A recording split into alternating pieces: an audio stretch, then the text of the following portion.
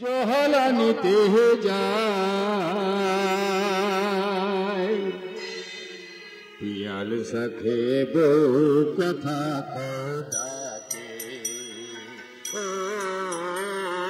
শ্যামলা গায়ের কাজলা মে নীল সায়রে জলানিতে চলে কলস কাকে পিয়াল সখে বউ কথা ডাকে পিয়াল সখে বউ কথা ডাকে জল के चले में जल के चले में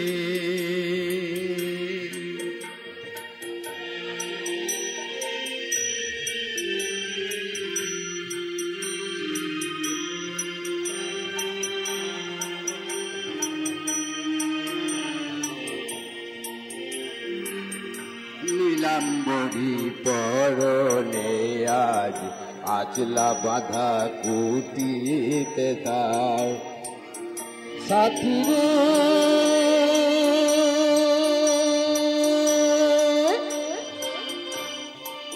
ও সাথী লাজুক হাসি ঝিলুক খানে দাগের চোখের ফাঁকে পিয়াল সখে বউ কথা ডাকে পিয়াল সখে বউ কথা ডাকে ও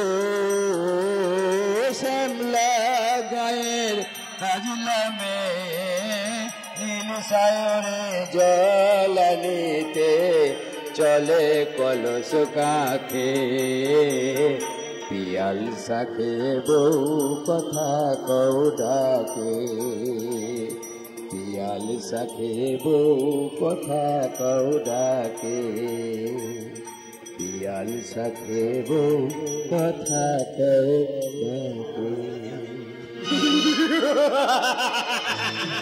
শুনুন আর মালটাকে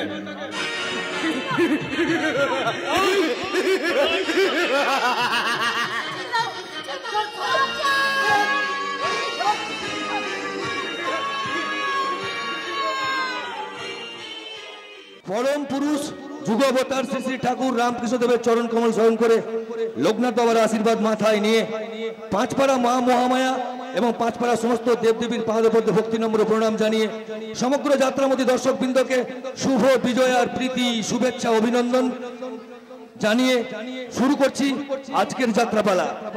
মায়ের কোলে মাটির ভগবান,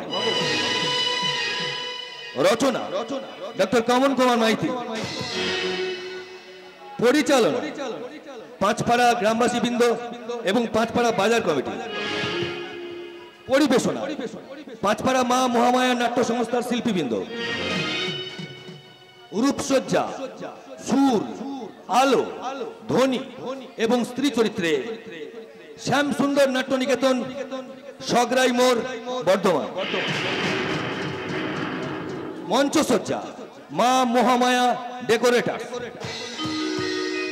স্মারক সুনীল ঘোষ ও সুমিত ঘোষ, সম্পাদনা ও নির্দেশনায় সমীর ঘোষ।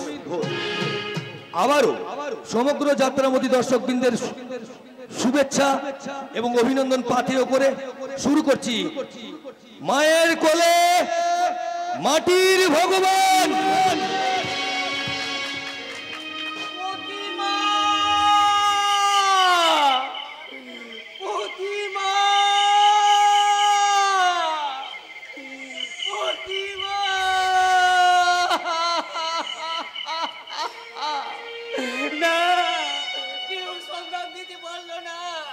চারিদিক থেকে ভেসে আসছে ঝিঝি পোকার শিয়াল কুকুরের ডাক, কিন্তু আমার প্রতিমা না না ওগো ওগো তোমরা শুনছো আমার প্রতিমাকে কেউ দেখেছো শুনেছো? তার করুণ আর্তনাদ, তার মুখ ফাটাকার না কেউ দেবেনি আমার প্রতিমার সন্ধান, কেউ দেবেনি। প্রতিমা প্রতিমা বাবা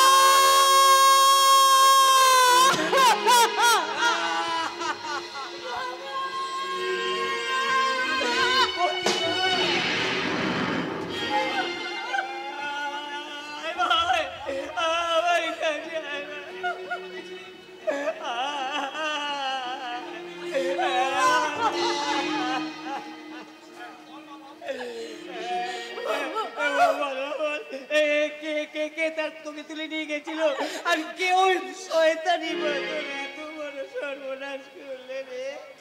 শুনবে শুনবে বাবা শুনবে, ওই ধর্মদাস চৌধুরী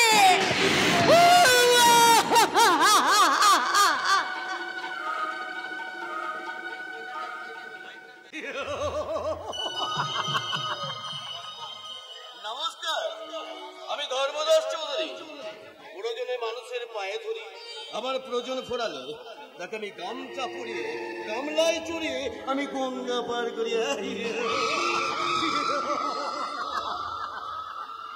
কি বলেন? না না না না, ও কথা বলে শুয়োরকে আপনারা লজ্জা দেবেন না। আমি মানুষের বাচ্চা, যারা বন্য পশুর থেকেও নিজ কাজ করে। জানেন তো, বাঘ বাঘের মাংস, কুকুর কুকুরের মাংস খায় না, কিন্তু আসলে মানুষ মানুষের মাংস খায়। মানুষ সারা দিন দুপুরে মানুষ কোন করে তার লাশটাকে গায়েব করে দেয়, হস্তে হস্তে কেটে দেয়, শিশু সন্তানকে হত্যা করে তুলে দেয় মায়ের কোলে। সেই মানুষের রক্ত ভিজামি আমার প্রতিটা শিরায় বইছে, তাদের রক্ত।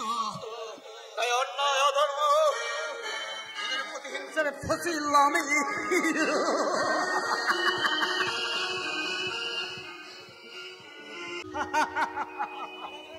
আজকের খাওয়াটা জমবে না একেবারে দারুণ ভাবে। বর্ষাকালের দিন আর পেট ভর্তি পুঁটি মাছের ডিম, আর সেই ডিম ভর্তি মাছের ছোলাটা এখন আমার হাতে। মা, ও মা, একবার তাড়াতাড়ি এদিকে এসো না, মাছগুলো যে ছটফট করছে। মাছগুলো চেয়ে তুই তো বেশি ছটফট করছিস রে বাবা। কেন কেন মা? কেন আবার যেভাবে হাঁক ডাক শুরু করেছে মনে হচ্ছে বাড়িতে যেন ডাকাত পড়েছে, ডাকাত। শুধু আমার হাঁক ডাকটাই শুনলে মা, আমার মাছগুলো একবার দেখলে না? ওই দেখি দেখি দেখি, সাত সকালে এতগুলো মাছ তুই কোথায় পেলি? আর বলো না মা, আর বলো না।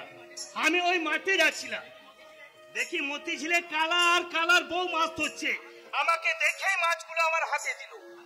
আর তাই তুই নিয়ে চলে এলি, চাই না? তো লজ্জা করলো না ওরা, না গরিব মানুষ? সেই জন্যই তো ওদের অনুরোধ আমি ফেলতে পারলাম না মা। ওরা যে সেই মানুষ, ওদের পরিশ্রম শুধু এই পলাশডাঙ্গায় নয়, সারা দেশে ফোটায় মানুষের মুখে তৃপ্তির হাসি। তাই বুঝি তুই ওদের মুখের হাসিটুকু কেড়ে নিয়ে এলি? তুমি কি বলছো মা? আমি তাদের পরিশ্রমের ফসলটা নিয়ে এসে আমাদের মুখে হাসি ফোটাতে চাস? একবারও ভেবে দেখেছিস কি এই মাছগুলো বিক্রি করে আজ ওদের সংসার চলতো? একবারে ভেবে দেখেছিস বলে আজ দুপুরে ওদের ভাতের হাঁড়িটা উনুনে চাপবে কিনা? তাহলে তো আর ঘরে ঘরে ঠাকুর দেবতার পুজোটা হতো না মাঠান। কদম, জানো মাঠান, আমার বউটা না মূর্খ, লেখাপড়া শিখে নাই, তাই এতদিন যে ভগবানের দয়ায় সে বেঁচে আছে তাকে সামনে পেয়ে ওই মাছগুলো পূজা ভেবে দিয়ে দিয়েছে। আমি যদি জানতো যে ওই মাছগুলো দেওয়ার জন্য আমার দা ঠাকুরকে দোষী করা হবে, তাহলে আমি কখনো দিতাম না মাঠান। কিন্তু আমাদের মুখে যদি গ্রাসটা তুলে দিস তাহলে তোরা কি উপোস করে থাকবি কদম? তা না হয় রইব মাঠান, তা না হয় রইব।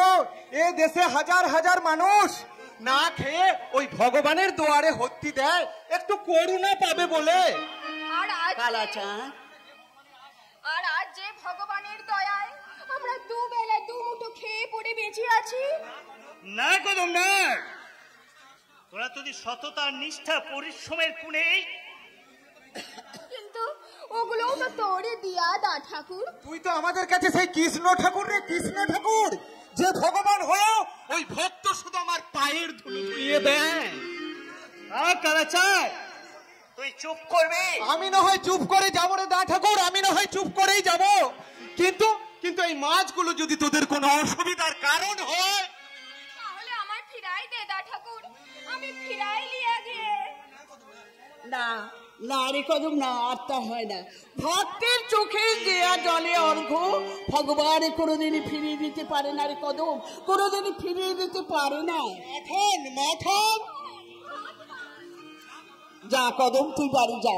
আমি তোদের কথা দিচ্ছি, যাবার সময় শুনে যা, তোদের এত কষ্ট করে ধরা মাছগুলো আমি নিজের হাতে রান্না করে তোদের এই ভগবানের মুখে তুলে দেবো রে কদম, ভগবানের মুখে তুলে দেবো। সত্যি মাথায়, আজকে যদি তুমি না দা ঠাকুরের পাশে থাকতে, তাহলে দা ঠাকুর আজকে ভগবান হতে পারতো না।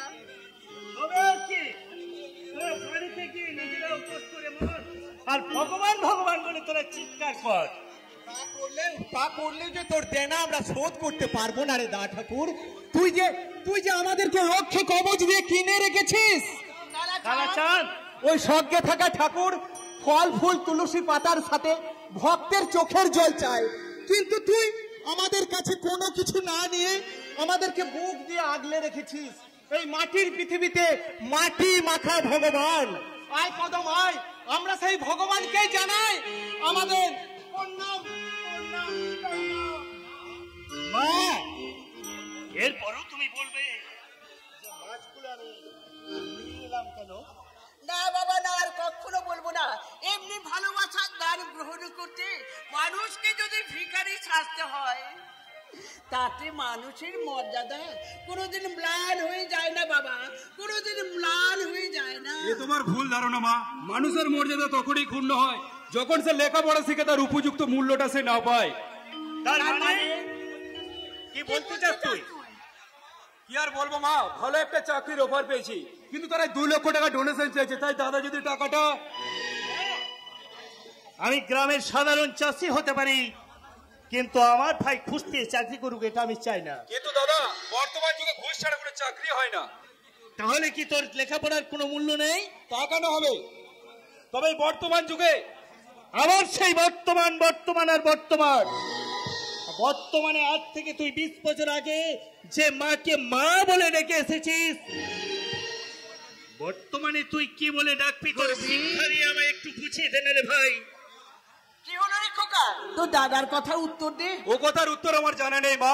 আমি শুধু জানতে চাই তোমরা আমাকে এত লেখাপড়া শিখেছিলে কেন? প্রকৃত মানুষ হবার জন্য। তাহলে আমি এখন কি করব দাদা? শক্ত হাতে হাল ধরবি, সোনার বাংলায় গৌরবময় কিষান হবি, নিজের হাতে চাষাবাদ করে সোনার ফসল তুই ঘরে তুলবি। কিন্তু দাদা, কোনো কিন্তু নয় রে ভাই, কোনো কিন্তু নয়। এই সমাজের বুকে রোদে পোড়া চলে ভেজা কিষানিদের মর্যাদা আজও আছে। 21 শতাব্দীর বাংলার উন্নয়নের মেরুদণ্ড এই বাংলার কিষানি। না মানে আমি লেখাপড়া শিখেছি, তাই আমার ব্যক্তিগত স্বাধীনতায় আমি কাউকে হাত দিতে দেবো না। সৌরভ, না মানে কি করতে চাস তুই? চাকরি? তার মানে 2 লক্ষ টাকা ডোনেশন দিয়ে তুই চাকরি করবি? আমি আমার শিক্ষার উপযুক্ত চাকরিটা খুঁজে নিয়ে 80 টাকা উপার্জন করবো, সেই টাকা দিয়ে তুমি সাধারণ অট্টালিকা তৈরি করতে পারবে।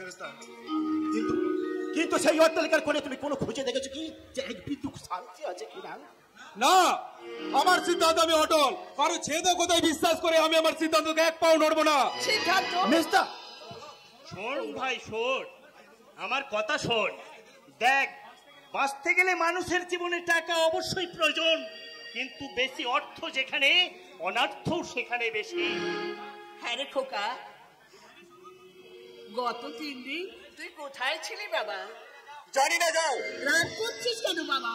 তোর দাদা না হয় মাঠে যেতে বলেছে, তার জন্য 2 কথা বলেছে, তার জন্য তুই ঘরে ফিরবি না। 3 দিন না খাওয়া না ঘুম এসব করে তুই কোথায় ছিলি বাবা? সে কথাও নিজের মুখে কি করে বলবে মাসিমা? সে কথাটা না হয় ওনার হয়ে আমিই বলে দিচ্ছি। তার মানে কি বলতে চান আপনি? গত 3 দিন আগে আপনার মধুর নিশি যাপনের কথা। গত 3 দিন আগে এই গ্রামের গরিব চাষির মেয়েকে জোরপূর্বক তুলে নিয়ে গিয়ে মিথ্যা কথা স্যার, মিথ্যা কথা। পূর্বের সূর্য পশ্চিম উঠতে পারে স্যার, কিন্তু আমার মেয়েটা এমন হীন কাজ করতে পারে না। কি পারে আর কি না পারে সেটা আমরা বাবাই ভালো জানে। But my time is up.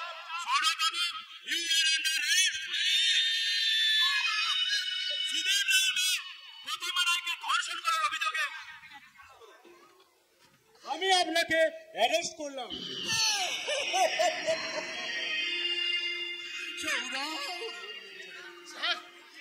Sir মেয়েটা তো প্রতিমাকে ভালোবাসে স্যার, কিন্তু ওদের তো বিয়ে হওয়ার কথা ছিল স্যার।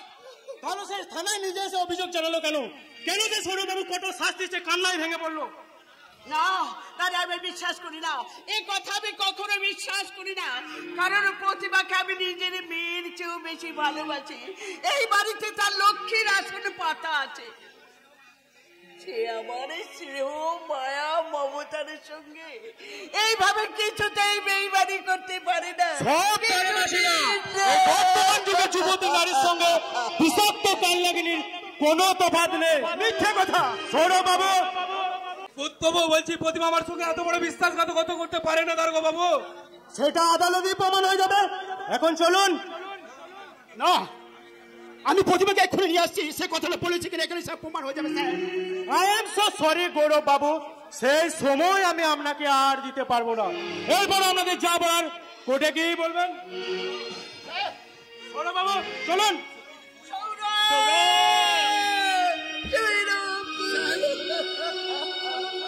দাদা, এ কোথায় তোমার মুখে তুমিও বিশ্বাস করলে দাদা যে তোমার ভাই আর যাই করো এমন হীন কাজ করতে পারে না দাদা, এমন হীন কাজ করতে পারে না। তোদের বিশ্বাসই তো আমার একমাত্র সম্বল রে ভাই।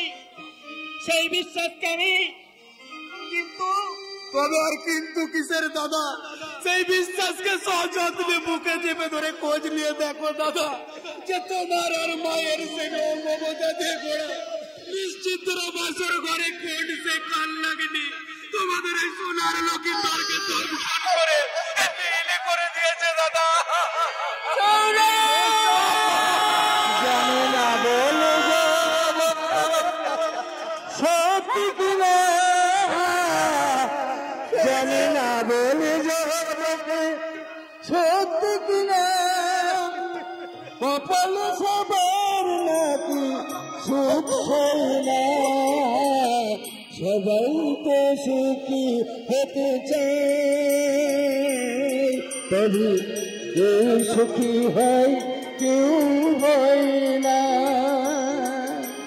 সবাই তো সুখী হতে চায়।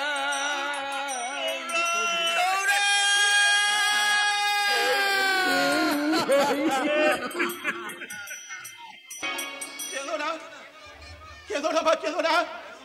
কারণ চোখের জলের বিনিময়ে ষড়যন্ত্রের জাল ছিন্ন করে চাই না মা। কিন্তু এখন আইনের জাঁতাকল থেকে সৌরভ মুক্তি পাবে কি করে ভাই? আমি সেই পথে তো খুঁজতে চললাম দাদা। আমি জানি যে অপরাধী যতই ধূর্ত হবে না কেন, সে তার অপরাধী চিহ্ন নিশ্চয় ফেলে রাখবে, আর সেই চিহ্ন দিয়ে শুরু হবে আমার সেই সত্যের অনুসন্ধান। তার আর কোনো প্রয়োজন নেই গৌরব, সব চিহ্নকে নিশ্চিহ্ন করতে আমি তোর কাছে ছুটে এসেছি। পলাশ তুই থাকতে এমন দুর্ঘটনা ঘটলো কি করে? পলাশ তুই কি জানতিস না? তুই কি মেজটাকে চিনি না নাকি তার চরিত্র সম্পর্কে তোর?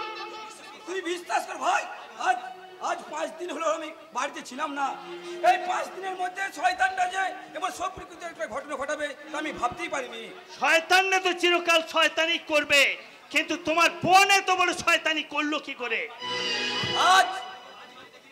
আজ বাড়িতে ফিরি প্রতিমার মুখে সব কথা শুনে সবার আগে ছুটে এসেছি এই বাড়িতে আমি ক্ষমা চাইতে, কিন্তু প্রতিমার মুখে যে লোমহর্ষের ঘটনা আমি শুনেছি। কি সেই লোমহর্ষের ঘটনা যে প্রতিমায়ের মতো মেয়ে আজ ন্যায় নীতি বিসর্জন দিয়ে দেউলিয়া হয়ে গেছে? বেশ তাহলে শুনুন, গতকাল সন্ধ্যায় প্রতিভা যখন ওঠানে ঝাড় দিচ্ছিল তখনই হঠাৎ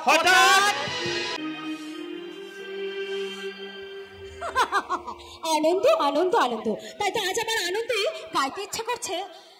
আজ মন চেয়েছে আমি হারিয়ে যাব, হারিয়ে যাব আমি তোমার সাথে। আজ মন চেয়েছে আমি হারিয়ে যাব, হারিয়ে যাব আমি তোমার সাথে। সেই অঙ্গীকারে রাখি পরিয়ে দিতে কিছু সময় রেখো তোমার হাতে। আজ মন চেয়েছে আমি হারিয়ে যাব, হারিয়ে যাব আমি তোমার সাথে।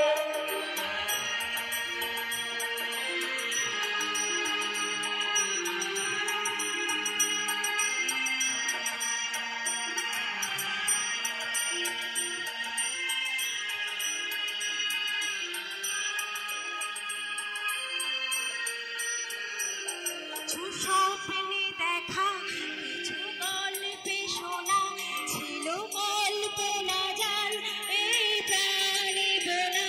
কিছু স্বপ্নে দেখা, কিছু গল্পে শোনা, ছিল কল্পনা জাল এই প্রাণে বোনা। সেই অনুরাগে রাঙা তুলির ছোঁয়া নাও ভুলে নয়ন পাতে। আজ মন চেয়েছে আমি হারিয়ে যাব, হারিয়ে যাব আমি তোমার সাথে। আজ মন চেয়েছে আমি হারিয়ে যাব, হারিয়ে যাব আমি তোমার সাথে। কে আপনি? নাচনার মতো বাঘ ভাল্লুক তো আমি নই সুন্দরী। বাজে কথা বাদ দিয়ে বলুন, এখানে কেন এসেছেন, কি চাই আপনার? চাই তো অনেক কিছুই, কিন্তু দিচ্ছে ডাকে। খবরদার, খবরদার নরকুশু, আর এক পায়ে গেলে কিন্তু ছেড়ে তোমার বিষ আমি ঝেড়ে দেবো। করো কি সুন্দরী, এটা কি তোমার হাতে মানায়? বলেই বা তুমি লেখা কাগজ।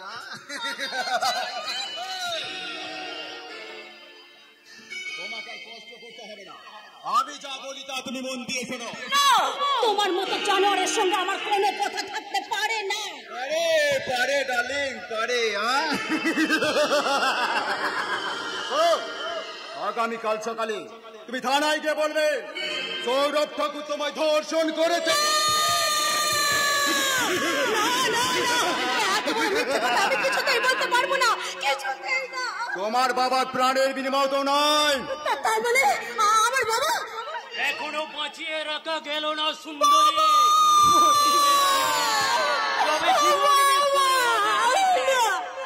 আমার বাবাকে ছেড়ে দাও।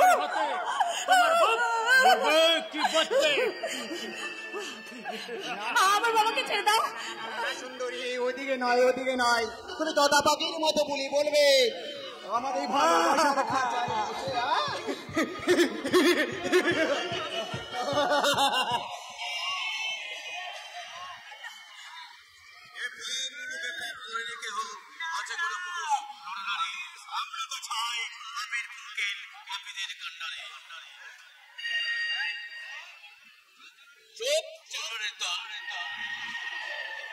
নিজেরা পাপের কিলাবর্তে ডুবে আছিস, ভদ্রলোকের লোক থেকে তোদের নিজের খাতাতে টানার চেষ্টা করছিস। টানা বলে টানা একেবারে সব কিছু শেষ করে দিয়েছি গা।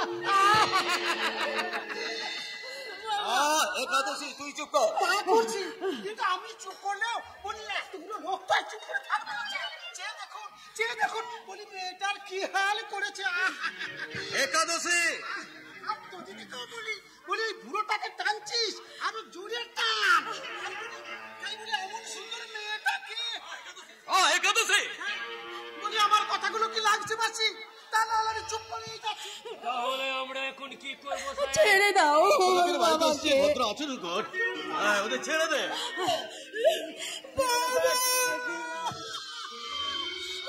বাবা তুমি ঠিক আছে তো বাবা? কান্দে না শোনা আমার, শোনা আমার, আমি বুঝতে পারছি, এরা তোমাদের কাছে অন্যায় করেছে, তার জন্য আমি তোদেরকে বুকে দেব। হ্যাঁ, আমি যে কথাটা বলছিলাম কাকা, কাকা কাকা গো কাকা, তুমি যেন ক বিঘে জমি চাষ করো, কাল থেকে না তুমি ওই দক্ষিণ মাটির 5 বিঘে জমি আমার চাষ করবে। তোমার ওই পাপের জন্য আমার বাবা চাষ করবে না। ও কথা বলেন না শোনা আমার ভালোবাসার দাম তোমাকে যে নিতেই হবে। যদি না নিস, আবার যদি কেন শোনা, তুমি তোমার কাছে আমি সারা জীবন ঋণী থাকি, তুমি কি এটা চাও? ঋণ? কিসের ঋণ? কৃতজ্ঞতার কাকা। আচ্ছা তুমি বলো কাকা, এই যে প্রতিমা আমার অজ্ঞাতে করা কিছু ফুলকে ফুল ভেবে পরম শ্রদ্ধায় ক্ষমা করে সেই ফুলের পসরা সৌরভ ঠাকুরের মাথায় চাপিয়ে তার নামে থানায় ধর্ষণের ডায়েরি করা? না, কখনো না। আমি ওই সৌরভের নামে থানায় ডায়েরি করবো না। আর আমার বাবা তোমার পাপের জমি চাষ করবে না। যদি আমাকে কারোর নামে ডায়েরি করতে হয় তাহলে আমি করব তোমার নামে।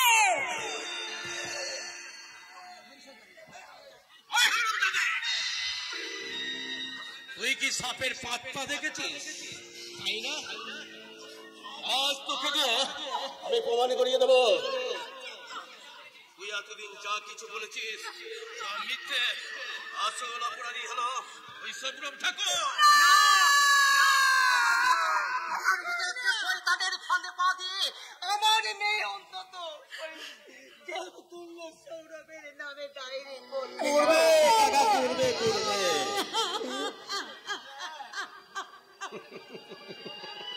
নইলে যে তোমার পচা গলা দেহটা নদীর জলে ভেসে উঠবে। রক্তের সম্পর্ক বড় কঠিন।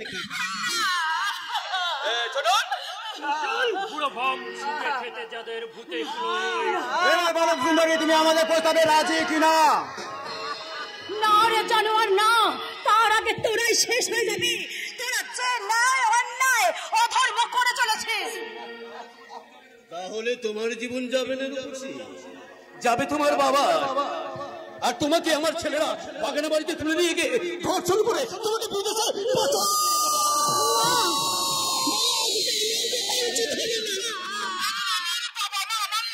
ছিল একাদশী, তাই তো আমি সারা জীবন রয়ে গেলাম একাদশী।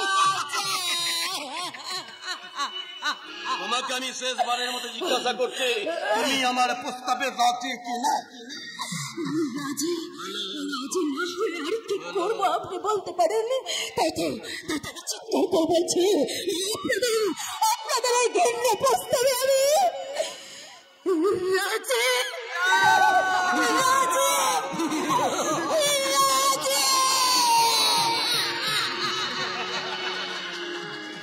তারপর মাথা ঘোড়া জোরপূর্বক ভাবে মেনে গাড়ি তুলে নিয়ে গেছে, আর যাবার সময় বলে গেছে তার প্রতিফলন এই বাড়িতে ঘটেই চলেছে। কিন্তু এই মুহূর্তে প্রতিমা সাক্ষ্য চড়াতে মেজটাকে অপরাধী প্রমাণ করা যাবে না রে পলাশ। তাহলে যাও বাবা পলাশ, যাও, যেমন করে পারো ওই প্রতিমাকে বুঝিয়ে সুঝিয়ে। না, এতে হয়তো সৌরভ মুক্তি পাবে মা, কিন্তু সৌদেব কাকার মৃত্যু হতে পারে। তাই বলে কি আমার ওই নির্দোষ ছেলেটা মিথ্যে কলঙ্কের বোঝা মাথায় নিয়ে সারা জীবন জেলের ঘানি টানবে? তাই কি কখনো হয় মা? তাই কি কখনো হয়? সৌরভ কৌরব ওরা যে আমার দুটি হাত, ওরা যে আমার নয়নের মণি, ওরা সংসার বিনতে ফোটা দুটি পারিজাত, ওদের একটাকে হারানো আমি বাঁচতে পারবো না মা। রবি, তাহলে এখন আমরা কি করবো বর্দা? এমন কোন উপায় বার করো, সাম মরবে লাঠি ভাঙবে না, সৌরভ মুক্ত কলঙ্ক হবে, কিন্তু সুখদেব কাকার প্রাণের বিনিময় নয়। বেশ, তবে তাই হোক ভর্তা। তোমার লক্ষ্য পূর্ণ করতে মেজদাকে কলঙ্ক মুক্ত করে মায়ের চোখের জল মুছে দিতে আমি জীবন মন প্রাণ পাত করে অনেক সেই শয়তানের ভয় ঢুকবো। তাতে হয়তো নিজে মরতে পারবি, কিন্তু ওদের কেসব করে হয়তো স্পর্শ করতে পারবি না। কেন? আইন আদালত করে কিনে রেখেছে, পুলিশ হচ্ছে ওদের বাড়ির চাকর, তাই কোনো হঠকারী সিদ্ধান্ত নিলে তুই মিথ্যা কেসে জড়িয়ে পড়বি। পলাশ ঠিক কথাই বলেছে রে গৌরব। ওদের সঙ্গে লড়তে গেলে বেশি প্রয়োজন শক্তি আর সাহসের, বেশি প্রয়োজন বুদ্ধি। সেই বুদ্ধি জন্য ওদের আমি খায়ন করবো বাটা। অন্যায় অধর্ম আর পাপের পথে নয়, সত্য ন্যায় ধর্মের পথে ওদের খায়ন করে ওদের বুঝিয়ে দেবো আমি যে এখনো পর্যন্ত এই মাতৃভূমিতে ভগবান শ্রীকৃষ্ণ তাই কখনো হয়। সত্য তেতা দাপরে যা ঘটেছিল এই যুগেও কি তাই ঘটবে বাবা? এই যুগেও কি তাই ঘটতে পারে? ঘটবে ঘটবে মা, ঘটবে, নিশ্চয় ঘটবে। তা নাহলে মিথ্যা হয়ে যেত, মিথ্যা হয়ে যেত সে ভগবান শ্রীকৃষ্ণ সেই অমৃত বাণী। যদা যদা হি ধর্মস্য গ্লানি ভবতি ভারত অভ্যুত্থানম ধর্মস্য তদাত্মানম প্রিয়মহম পরিত্রাণায় সাধুনাম বিনাশায়শ্চ দুষ্কৃতম ধর্ম সংস্থাপনার্থে সম্ভবামি যুগে যুগে। আগুন জল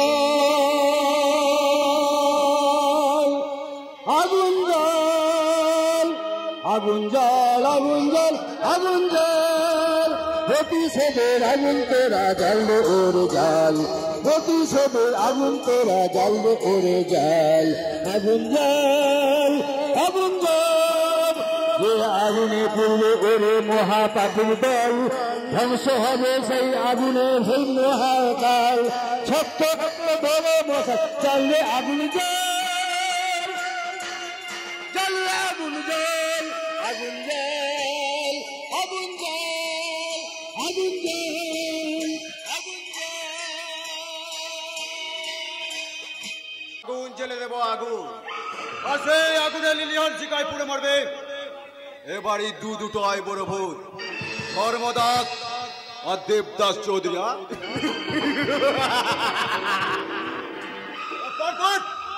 তারপর টিনাকে বুকে নিয়ে আমি হবে বিশাল সাম্রাজ্যের এক ছত্র সম্রাট। হাঁটা বন্ধ করুন ম্যানেজার বাবু, নাহলে এই মুখে কই মাছ ঢুকে পড়বে। ভদ্রভাবে কথা বল। ক্লাস 5 এ 4 বার ফেল করে এর চেয়ে ভদ্র কথা বলা যায় না ম্যানেজার বাবু। ঠিক আছে, তোর খাপ বন্ধ কর। হ্যাঁ, মাছ না কি জানো বলছে? ওই যে বাইরে বিক্রি করতে এসেছে। একেবারে বুলবুলি, তার রূপ দেখে আপনার চোখে বাঁধতে হবে তুলি, ফেলে খেয়ে পরে গিয়ে ভাঙবে আপনার মাথার খুলি। বাজে কথা বাদ দিয়ে তাকে ভেতরে ডেকে নিয়ে আয়। দেখলে আপনার যে লোভের জীব লগলগ করে তা আমি জানি, আর জানি বলি তাকে একেবারে ভেতরে ডেকে এনেছি। মাছ নেবেন গো বাবু? মাছ নেবেন গো বাবু? মাছ মাছ নেবেন গো? মাছ নেবেন?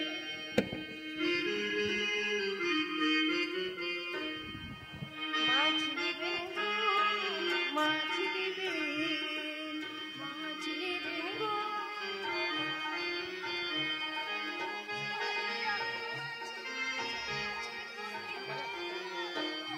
আছে পুটিক আছে আছে হরেক মাছ, লিবেন যদি লিয়ে যান বলে কদমাছ, লিবেন যদি লিয়ে যান বলে কদমাছ। মাছ মাছ মাছ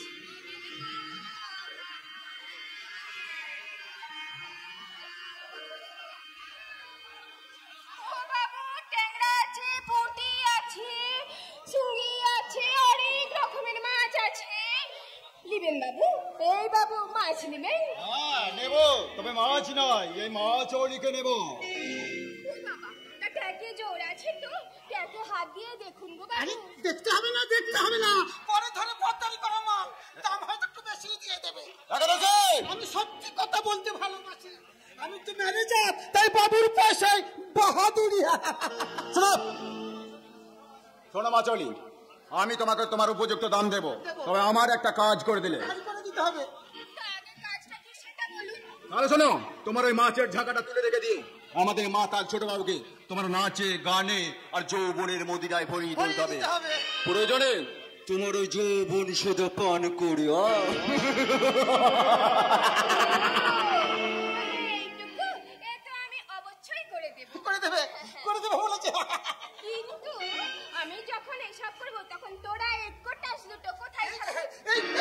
পাশে থাকবো, বলি তোর একটু নাচ দেখবো, তোর গান শুনবো। না না, এবারে আমার শর্তটা শোন। আমি যখন নাচ গান করব তখন আমার এই ঘরের চৌরাতির মধ্যে তোদের থাকা চলবে না। থাকা চলবে না? রাজি আছিস তো বল, নয়তো আমি এই মাছ বিক্রি করতে চলে যাব। মাছ নেবেন গো বাবু, মাছ, টাটকা মাছ, ডিম ভর্তি মাছ। আমরা রাজি। এই নে টাকার বান্ডিল আনে, এখনই হয়তো আমাদের মাথা ছোট কমে এসে পড়বে। আরে শালা, তোরা তো দেখছি পয়লা নম্বরই খাচ্ছ। দেশের মানুষ একটু টাকার অভাবে পেট ভরে খেতে পায় না, সেই দেশে তোরা মেলা যে 1000 টাকা খরচা করছিস। না না না, আমি নয়, এই যে নারাজাত বাবু, বলি আমার নাম তো একাদশী, তাই আমি চিরকাল থাকি উপবাসী। তোকে দেখে তো আবার বোঝা যায় না রে, তুই ধাড়ি না খাসি। বলি তুই যা ভাবিস আমি তার নাই গো ছেলের মাসি। আমি প্রমাণ করে দিতে পারি, যদি যদি তোর এই ফাটা মাথাটা আমাকে একটু চান্স দিস। এই শালা, কি বললি? আমার ফাটা মাথা? নয় তো কি, এই যে শালা কালা তোর একেবারে ফাটিয়ে লাল করে দিয়েছে গা। তুই সিঁদুরের কথা বলছিস? কিন্তু তুই আই বুড়ো কার্তিক হয়ে এই ফাটা মাথা নিবি কেন? কোন এক আই বুড়ো সুন্দরী মেয়ে বিয়ে করলে আপনাদের মতো নাগরের জ্বালা শিখে আমাকে পাত্তা দেবে, তাই আমি ওই ফাটা মাথাটাই ফাটিয়ে দিয়ে। কালের চক্রবক্র গতিতে ঘুরিতেছে অবিরত, আজ দেখি যে কালের শীর্ষে কাল সে প্রধানত। কে কারা তোমরা? কি চাও এখানে? আগে আমি ম্যানেজার তপেন্দ্র গাঙ্গুলি, আমাকে স্যার এখানে পাঠিয়েছি আমার হাতে টিকিট ধরিয়ে দিয়ে ওই নরকগামী ট্রেনের কামরায় তুলে দিতে, তাই তো? তা বাবা ম্যানেজার, টিকিট এনেছে তো? এনেছি স্যার, এনেছি। এক পেটি হুইস্কি আমরা কামরায় রেখে দিয়েছি, আর সামনে কানে দাঁড় করে রেখেছি নব যৌবনে টৌটুম এক সুন্দরী নারীকে। কারণ সুরার নারীকে টিকিট করেই তো আপনার মতো মানুষগুলো নরকের যাত্রী হয়।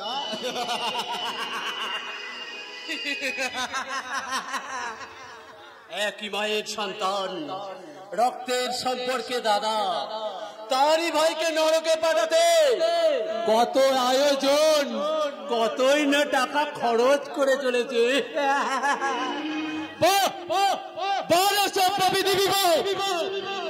কি তুমি আমাকে বাবা? আগামী একাদশী তো এখানে কেন? আমরা সবাই তো আমিষ আছি। আমি সে একাদশী নই, আমি সে একাদশী নই। আমি একটা মানুষ যে তার দুনয়ন সার্থক করে দেখতে এসেছে কেমন করে একটা দেবতা শয়তানের কবলে পড়ে ধীরে ধীরে নরকের পথে দানব হয়ে নরকের পথে এগিয়ে যায়, নরকের পথে। ওরে একাদশী, আমিও যে তোকে বড় ভালোবাসি, কিন্তু আমার এই শুষ্ক নিরোধ ভালোবাসা তোর যে কোনো কাজে আসবি না রে ভাই। তুমি এখন এখানে হঠাৎ দাঁড়িয়ে রইলে কেন?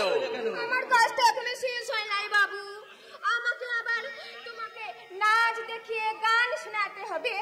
তাহলে দেরি করছো কেন? শুরু করে। কি বাবু, তুই আমার নাচ দেখবি, আমার গান শুনবি? তাহলে শোন।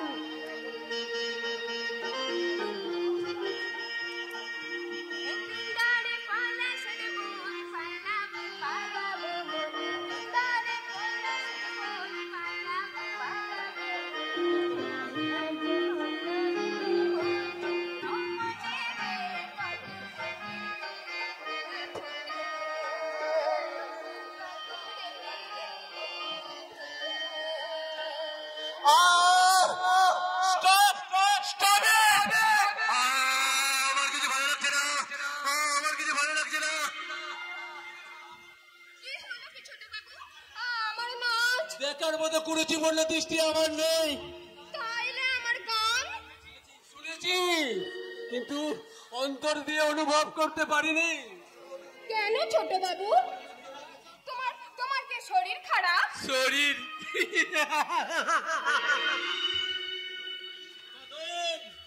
যে দেশে বিদ্রোহীরা নারীকে উলঙ্গ করে মুক্ত রাজপথে ঘোরানো হয়, যে দেশে মৃত সন্তানের মাংস তার মায়েরা চিড়ে চিড়ে খায়, যে দেশে ঈশ্বর স্বরূপ ওই ডাক্তারকে হাসপাতালের ভেতরে ধর্ষিত হয়, খুন হয়, সে দেশে আমরা তো সাধারণ নাগরিক রে কদম।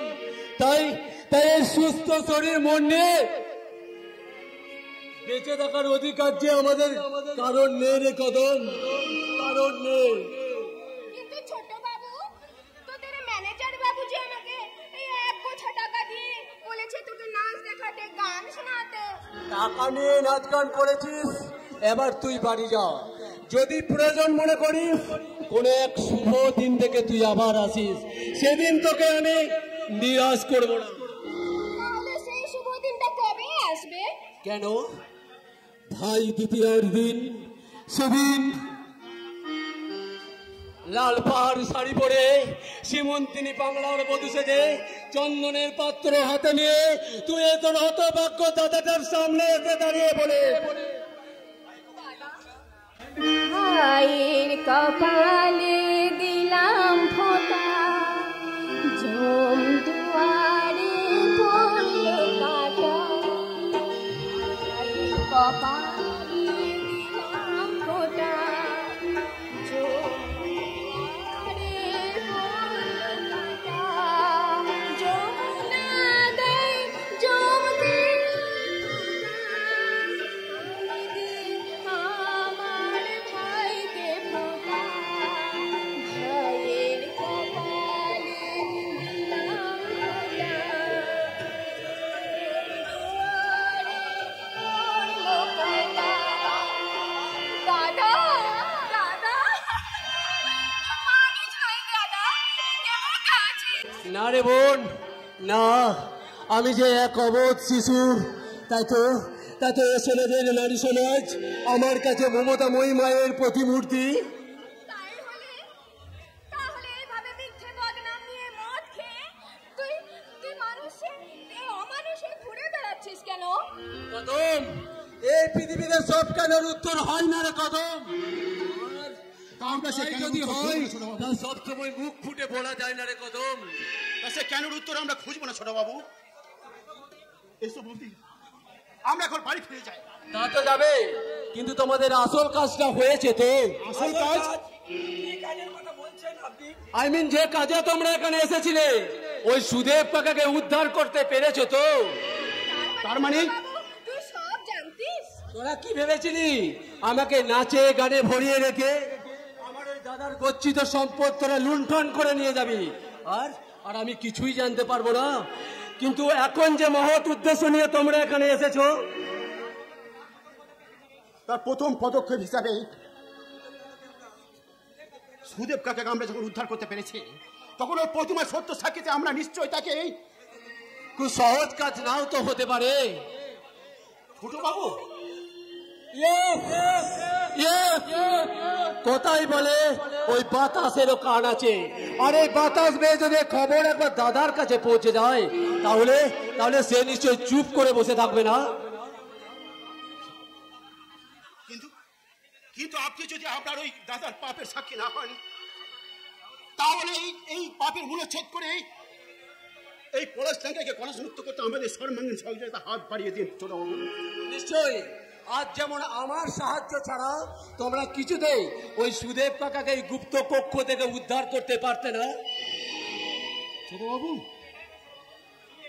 শুধু এটাই নয় ছোট বাবু, শুধু এটাই নয়, আমরা চাই সর্বাঙ্গীন হাত, যে হাত শুধুমাত্র এই শয়তানকে খানখান করতে নয়, এই ভুভোকা মানুষের মুখে অন্ন জোগাতে। তাই গৌরব বাবু, আর কোনো কিন্তু নয় ছোট বাবু, এই সমাজে আপনার মতো মানুষের সহযোগিতা না পেলে আমরা হয়তো কোনোদিন আর সার্থকতার মুখ দেখতে পেতাম না, কোনোদিনই না। তাই আমার পর্দায় এই স্বপ্নের পলাশডাঙ্গা করতে আমাদেরকে সাহায্য করে। বাংলা আমার মাঝে, বাংলা আমার মা, তোমার বুকে নাঙল চালাই কোদাল চালাই, বাংলা আমার মা যে ওগো বাংলা আমার মা, তোমার বুকে নাঙল চালায় কোদাল চালায় মা, বাংলা আমার মা যে ওগো বাংলা আমার মা।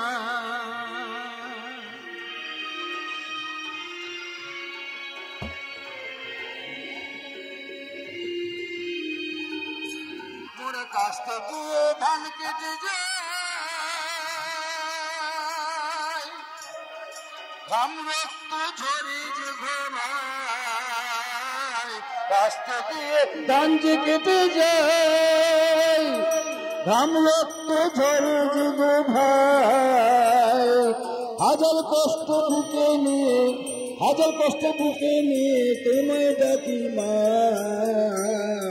বাংলা আমার মা যে ওগো বাংলা আমার মা, তোমার বুকে নাঙল চালায় কোদাল চালাই মা, তোমার বুকে নাঙল চালায় কোদাল চালাই মা, বাংলা আমার মা যে ওগো বাংলা আমার মা, বাংলা আমার মা যে ওগো বাংলা আমার মা।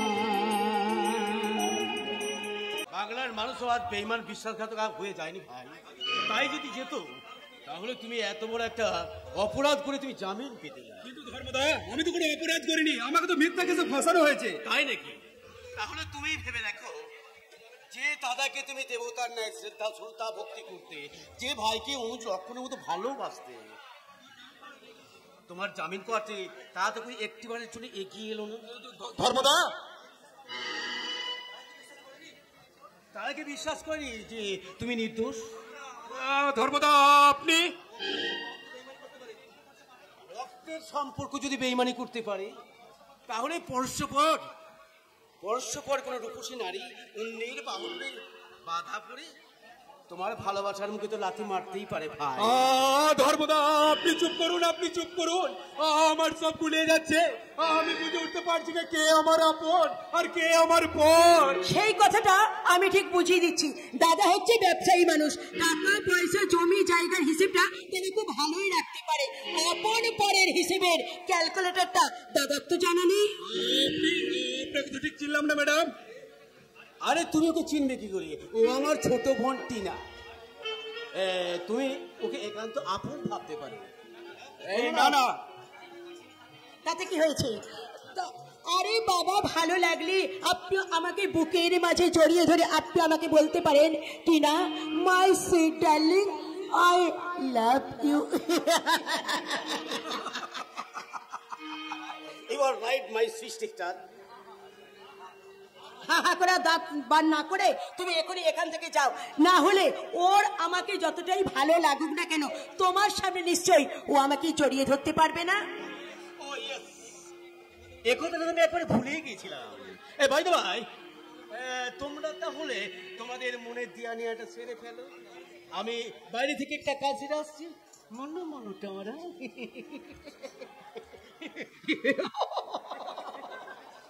আরে তুমি তুমি এত দূরে সরে আছো কেন? আমি যে তোমাকে ভালোবাসি। আপনি কি বলছেন ম্যাডাম? আমি আপনাকে ভালোবাসতে মন না চাইলে ভালোবাসবেন না, তবে আপনাকে আমার ভীষণ ভীষণ ভালো লেগেছে। তাই তো আমার মনের মণিকোটা থেকে সেই ভালোবাসা প্লাবনের ধারা হয়ে বেরিয়ে আসতে চাইছে। কিন্তু আপনি তো আমার সম্বন্ধে কিছুই জানেন না ম্যাডাম। যেটুকু জানি তার থেকে আর বেশি আমি কিছুই জানতে চাই না। শুধু আপনার কাছে আমার একটাই অনুরোধ, দয়া করে আপনি আর কি করবেন না, কারণ আপনার এই প্রেম দুয়ারে আমি একজন প্রেম ভিখারিনী।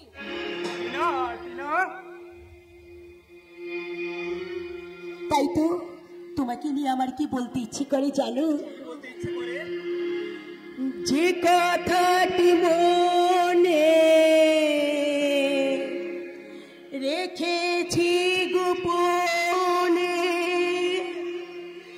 আজ মনে শোনাতে চাই। ভালোবাসি তোমায়, ভালোবাসি তোমায়, ভালোবাসি তোমায়, ভালোবাসি তোমায়। যে কথাটি মনে রেখেছি গোপনে, যে কথা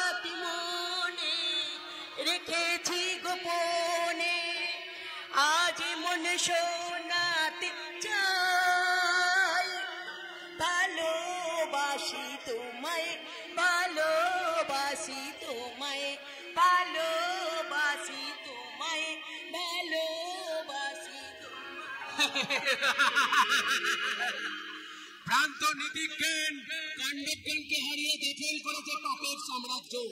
মাথায় ক্রোটের মুকুট পরে মৃত্যুর কোলে বসে ভাবে আমি এই জগতের এক অপরাজেয় সম্রাট। তুই এখানে কুমির যেমন মাঝে মাঝে রোদ পাওয়ানোর জন্য ডাঙায় উঠে আসে, আমিও ঠিক তেমনি তোদের মতো ভদ্র সমাজে মেশার জন্য চলে এলাম my dear sweet sister. But who are you brother?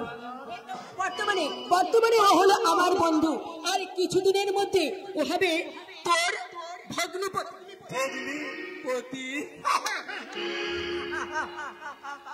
হাসলাম, তবে তোর আনন্দে নয় রে বোন, তোর দুঃখে।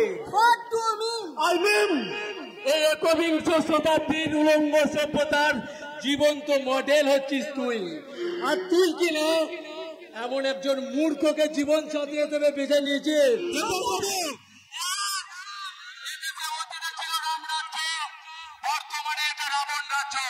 যারা রামকে ছেড়ে রাবণকে আঁকড়ে ধরে বেঁচে রাখতে চাই, তাদের ধ্বংসকে স্বয়ং নিয়তিও রোধ করতে পারে না ভাই। তবু আমি অতীতে আর ফিরে যাব না।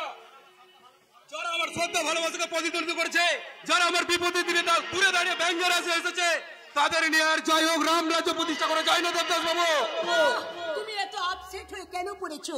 চলো তুমি আমার সঙ্গে আমার ঘরে চলো, তুমি একটু বিশ্রাম নেবে। চলো। যাও যাও যাও যাও। আমার মতো একটা মাতালের সাথে কথা বলে তুমি তোমার ব্রাইট ফিউচারটা নষ্ট করবে কেন? যাও যাও যাও। যাচ্ছে, তবে যাবার সময় একটা কথা বলে যাও, শুনুন। দূর থেকে যেতে দাঁড়িয়ে ফুলের বাগান বলে মনে হচ্ছে, কাছে গেলে সেখানে কাটা চড়ার কিছুই নেই। চলি দেবদাস বাবু। আপনারা কেউ কি ভেবেছিলেন যে এত সুন্দর একটা পাতা হয়ে যাবে? ভুলে যাবে মায়ের মমতা, দাদার স্নেহ আর ভাইয়ের ভালোবাসার কথা।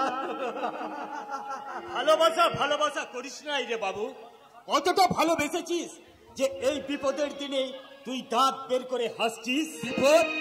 কোথায় বিপদ? সে কি বাবু, তুই শুনিস নাই যে তোদের ঘরে সাপ ঢুকেছে? সাপ, এই জন্যই বুঝি তুমি সাপ ধরতে ছুটে চলে এসেছো? হ্যাঁ গো বাবু, আমায় যে খবর দিয়ে বললো মিছে কথা। মিছে কথা? কারণ এবারে সাপ ঢুকে নাই, আর যদি আবার ঢুকে সে এই বাড়িতে বেশিক্ষণ স্থায়ী থাকতে পারবে না। কেন? কারণ এবারের মানুষগুলোর শরীরে যে বিষ আছে, সেই বিষটা তোমার ওই বিষধর সাপের দাঁতে নেই ভাই। তাই তোমার ওই সাধের সাপগুলো এ বাড়িতে বেশিক্ষণ স্থায়ী থাকতে পারবে না।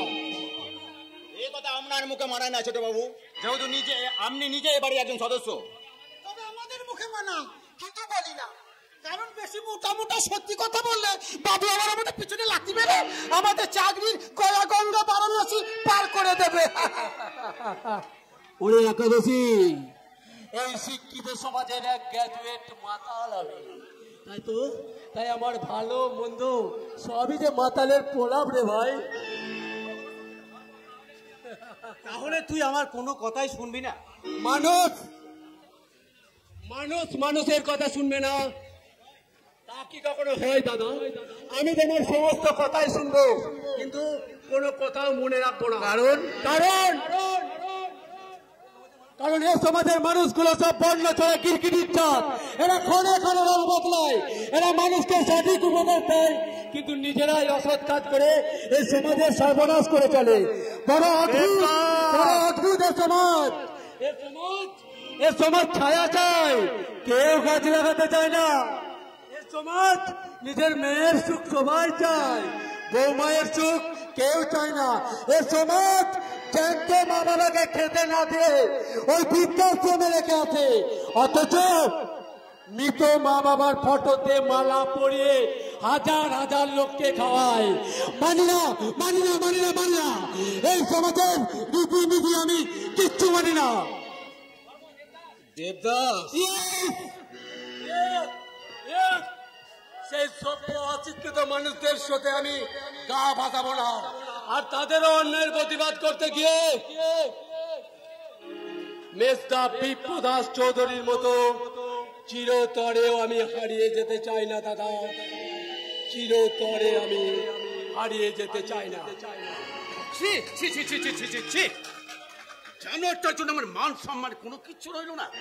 আগে বাবু ওই বিপ্রদাস চৌধুরীটাকে, ওটা তো তৃতীয় পক্ষে বাবা। তুই এখানে কি জন্য এসছিস? আগে আমি হলাম মাল। আরে বাজে বকো না তো, বলি তুমি মাল হবে কি করে? মাল মানে তো এই বড় বড় না, মানে বড় বড় মেয়েদের ছোট ছোট জামা, সারা শরীর দেখিয়ে কোমরটা বেঁকিয়ে হেলে দুলে যাবে। আজ্ঞা আমি সে মাল নই, এ মাল মানে আজ্ঞা সাপুরি। আমি তোদের ঘরে সাপ ধরতে এসেছি। সাপ এখানে তোর কি মাথা খারাপ হয়ে গেছে? লাই বাবু, তবে আমি গন্ধ পাচ্ছি। গন্ধ? হ্যাঁ বাবু।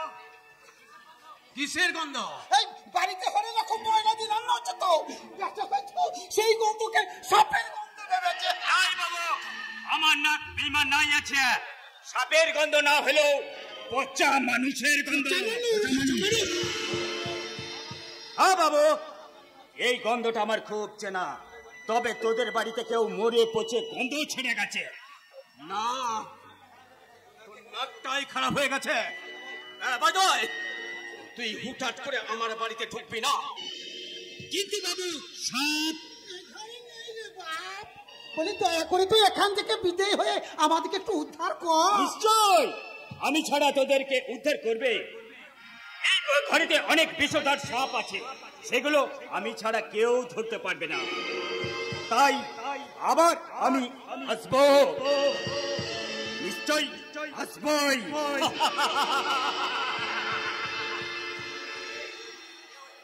কে কে ওই শয়তান? কেন কে এখানে সাপ ধরার জন্য কে ডেকেছিলিস? আর আমার বাড়িতে পচা লসের গন্ধ পেলো কেন? আমি অঘোষিত জমিদার, আমার মদের ভাটি, চোরাচুরির কারবার, সব কিছুর মূলের বাধা হলো ওই রবি ঠাকুর। আর ওর একটা হাত ওই সৌরভকে মোটা টাকা দিয়ে থানা থেকে সারিয়ে নিয়ে কি লাভ হলো বলতে পারেন স্যার? বলি বুঝবে কি করে? হ্যাঁ বুঝবে কি করে? বলি তোমার মাথায় তো উঠের ঘি আছে। সেটাই থাক, এত মেহনত করে যাকে আমরা ফাঁদে আটকালাম সেটা বিফলে গেছে।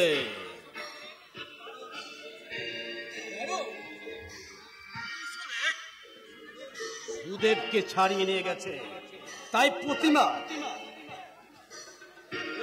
সত্য সাক্ষীতে সৌরভ জামিন পেয়ে যেত। আর জামিন পেয়ে সৌরভ তার দাদার পাশে দাঁড়িয়ে খোঁজ করতো।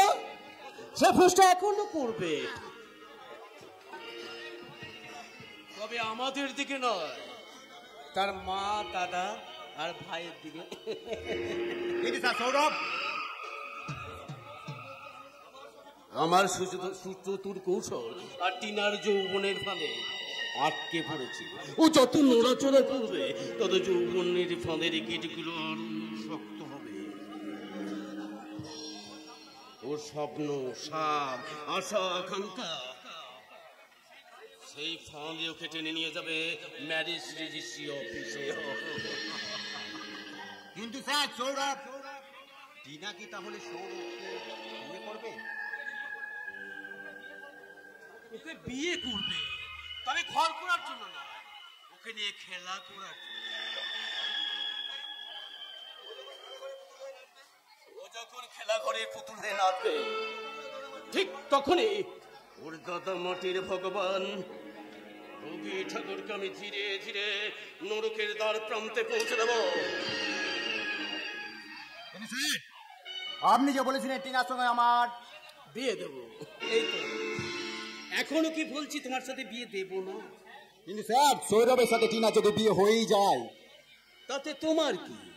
তুমি নিশ্চয়ই জানো যে হাই সোসাইটি বিয়ে মানে একটা সোশ্যাল কন্ট্যাক্ট। আজ যেখানে বসবে সৌরভ, দুদিন পরে সেখানে বসবে তপিন। এটাই তো জীবন নাকি? কিন্তু জীবন নিয়ে এভাবে সাপ লুডো খেলে আপনার কি লাভ হবে স্যার? লাভ লাভ লাভ। জমিদার বংশের ছেলে মেয়ে ধর্মদাস চৌধুরী, প্রয়োজনে আমি মানুষের পায়ে ধরি, আবার প্রয়োজন ফুরিয়ে গেলে তার মুখে আমি 3-3টে লাথি মারি। আমার প্রতিটি শিরায় বইছে জমিদারি নির্লপ্ত, খুন ধর্ষণ অত্যাচার। এই যে আমি রবি ঠাকুরের বংশকে ধ্বংস করব।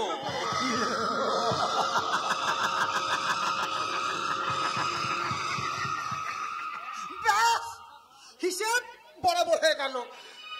টিনা ম্যাম সাহেবকে বিয়ে করে সৌরভ পাবে, আমরা আর কিছুদিন পরে আপনি পাবেন সেই আটির ছোবরা। আর আমি একাদশী চিরকাল থাকবো উপবাসী।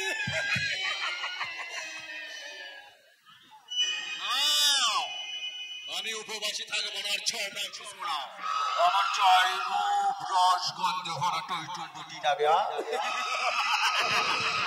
যাকে পাবার জন্য আমি শয়তান ধর্মদাস চৌধুরী হাজার পাপের সঙ্গে, তাকে আমার জীবন থেকে সরিয়ে দিতে চাইলে ধর্মদাস তোমার শেষ হয়ে যাবে তার পাপ পুরো চৌধুরী ভিলা।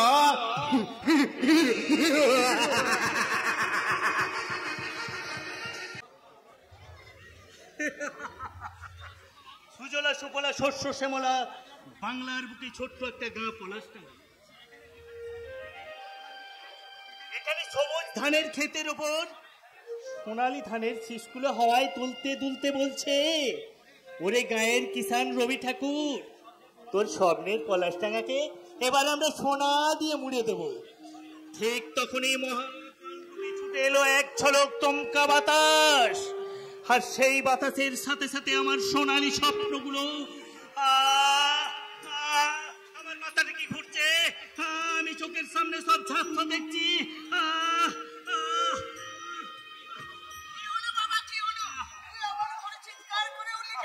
শরীরটাকে খুব ক্লান্ত লাগছে। কে? ও মা, কে যেন বলছিলে ক্লান্ত নাকি? হ্যাঁ বাবা, সকাল থেকে রোদে কাজ করছিস, তাই হয়তো শরীরটা। এই নে বাবা, এই নে, এই জলটুকু খেয়ে নে। হ্যাঁ খাচ্ছি মা, খাচ্ছি।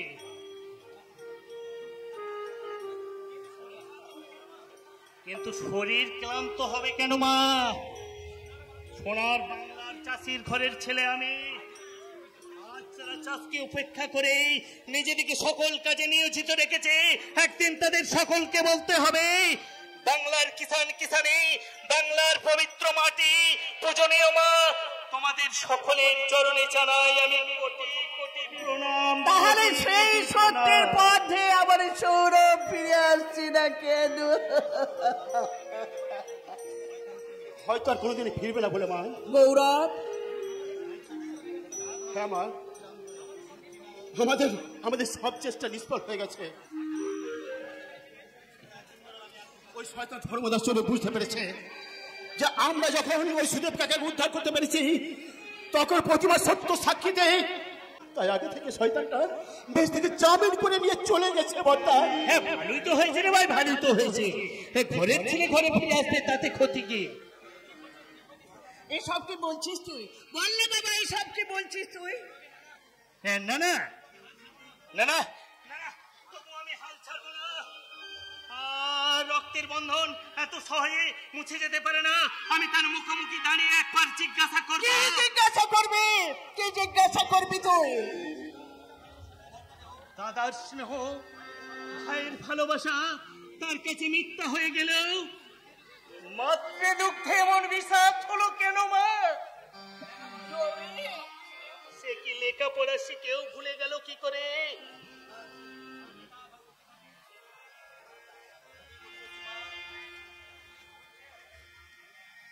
পিতা সর্বপিতা ধর্ম, পিতা হি পরমং তপপিতরি পিতিমা পরণে প্রিয়ন্তে সর্বদেবতা, জননী জন্মভূমিষ্ঠ স্বর্গাদপি গরীয়সী। স্বার্থ লোভার আত্মসুখে নেশায় তোমার এই অমৃত পানি শুনতে পাবে না দাদা। শুনতে যেতে হবেই রে ভাই, শুনতে যেতে হবে। নইলে প্রতিশ্রুতি ভঙ্গের অপরাধে আমি হয়ে যাব মানুষের কাছে একটা বেঈমান, একটা বিশ্বাসঘাতক। হলেও আমার কিছু করার নেই বর্দা, কারণ আমার সিদ্ধান্ত আমি অটল। সিদ্ধান্ত কি তোর সিদ্ধান্ত? ওই নষ্ট মেয়ে প্রতিমাকে আমি বিয়ে করতে পারবো না। কিন্তু মেজদা, এই তুমি কি বলছো মেজদা? তুমি কি বলছো? জানি জানি তোদের সবাইকে আমার চেনা হয়ে গেছে। তোরা স্বার্থ ছাড়া কেউ কিছুই বুঝিস না। একজন বিপদে পড়লে আর একজন দূরে দাঁড়িয়ে ব্যঙ্গের হাসিস। মেজদা, এই কথা তুমি আজ আমাকে যত খুশি বলে মেজদা, কিন্তু কিন্তু মার পর থেকে এই কথা বলে তুমি তোমার শিক্ষার অমর্যাদা করো না। বেশি জ্ঞান দেবার চেষ্টা করবি না। জ্ঞান আমি দিচ্ছি না মেজদা, জ্ঞান আমি দিচ্ছি না। শুধুমাত্র তোমাকে আমি এই কথাগুলো মনে পড়িয়ে দিচ্ছি। তুমি বলতে না যে বদ্ধ আমাদের দুই ভাইয়ের জন্য কি করেছে? সবই তার নিজের স্বার্থের কথা ভেবে সে করেছে। মেজদা, সৌরভ, এই কথাটা তুই বলতে পারলি বাবা? এত বড় মিথ্যে কথা তুই বলতে পারলি? পাঁচখানা গায়ের মানুষের কাছে যে মাটির ভগবান, যে রোগ জল ঝড় মাথায় দিয়ে চাষ করে সোনার ফসল ফলিয়ে তোদের দুই ভাইকে মানুষ করে গড়ে তুললো, তোদের সুখের জন্য যে ছেলেটা বিয়ে পর্যন্ত করলো না। করবে কি করে বা করবে কি করে? বিয়ে করলে সে তার ভাইয়ের বউগুলোকে ভোগ করবে কি করে?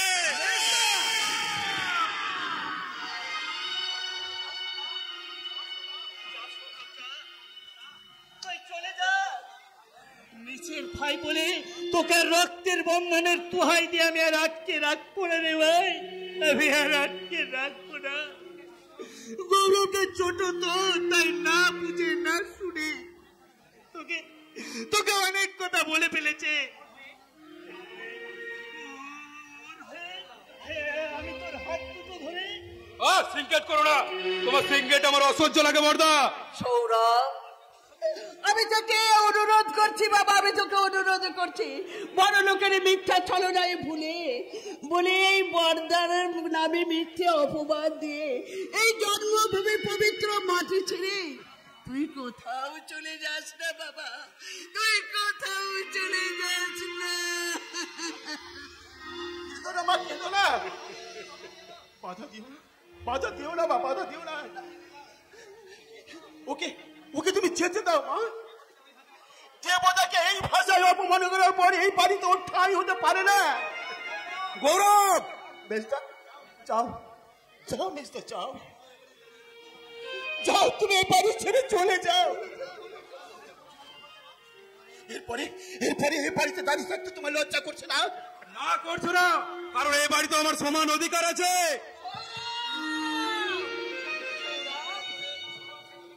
আর সেই অধিকারের জোরে আমি বলে যাচ্ছি, শোনো মা, ওই নষ্ট মেয়ে প্রতিমাকে আমি বিয়ে করতে পারবো না। তাই আগামী পরশু ওই ধর্মদাস চৌধুরীর বোন টিনা চৌধুরীকে আমি বিয়ে করছি। পারলে যেও, নেমন্তন্নটা রইল। ডুবে গেছে সূর্য, হারিয়েছে জ্যোতি, সংসারের আড়ালে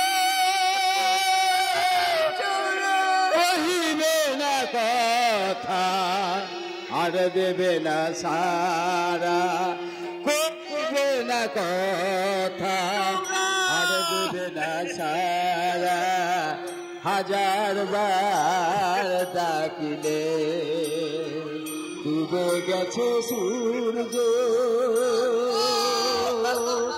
ডুবে গেছে আর দেবে না সারা।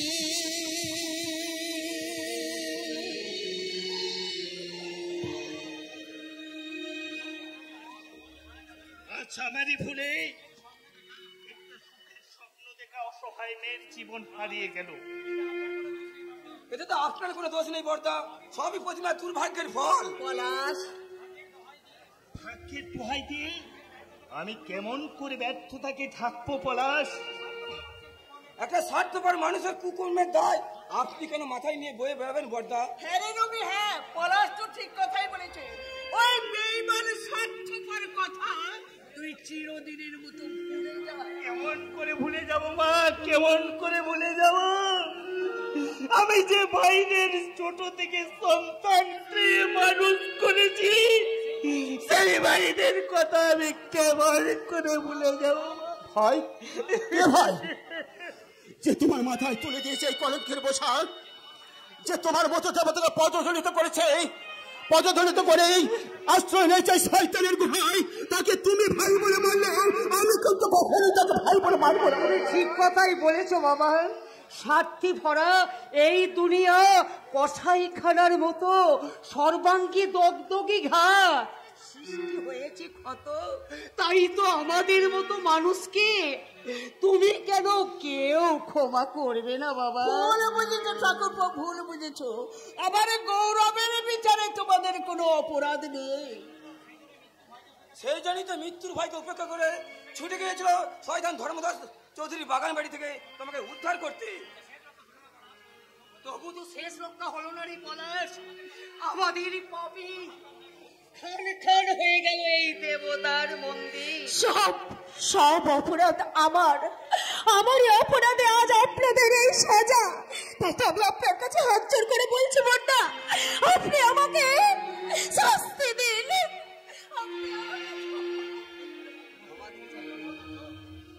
তুমি ক্ষমা চাইবে কেন? ক্ষমা তো চাইবো আমি। তুমি কি বলছো বাবা? তুমি ক্ষমা চাইবে কেন?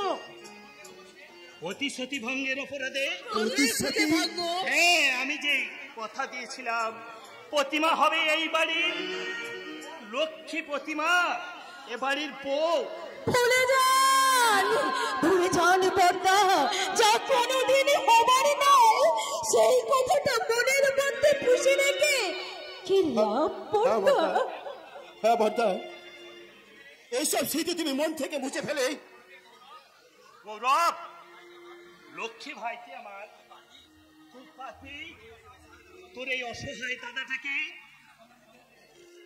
মুক্তি দিতে কোন পথের সন্ধান আমি দিতে পারবো কিনা তা আমি জানি না বর্দা, তা আমি জানি না।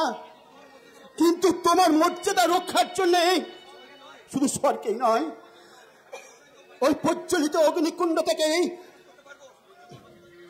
সৌচ্চ পর্বত থেকে এই এই সমুদ্রে ঝাঁপ দিতে আমি দ্বিধাবোধ করবো না বর্দা। আরে জীবনদান নয়, জীবনদান নয়, নতুন করে আবার জীবন শুরু করবে। প্রতিমাকে বিয়ে করে বর্দা। রবি, মা গো মা, আমি কি কোনো ভুল করেছি মা? মাটি কাদামাকা মানুষ আমি, আমার সিদ্ধান্ত কোনো কি ভুল হয়েছে মা? না বাবা না, তুই কি কখনো ভুল করতে পারিস? তুই কোনো ভুল করিসনি।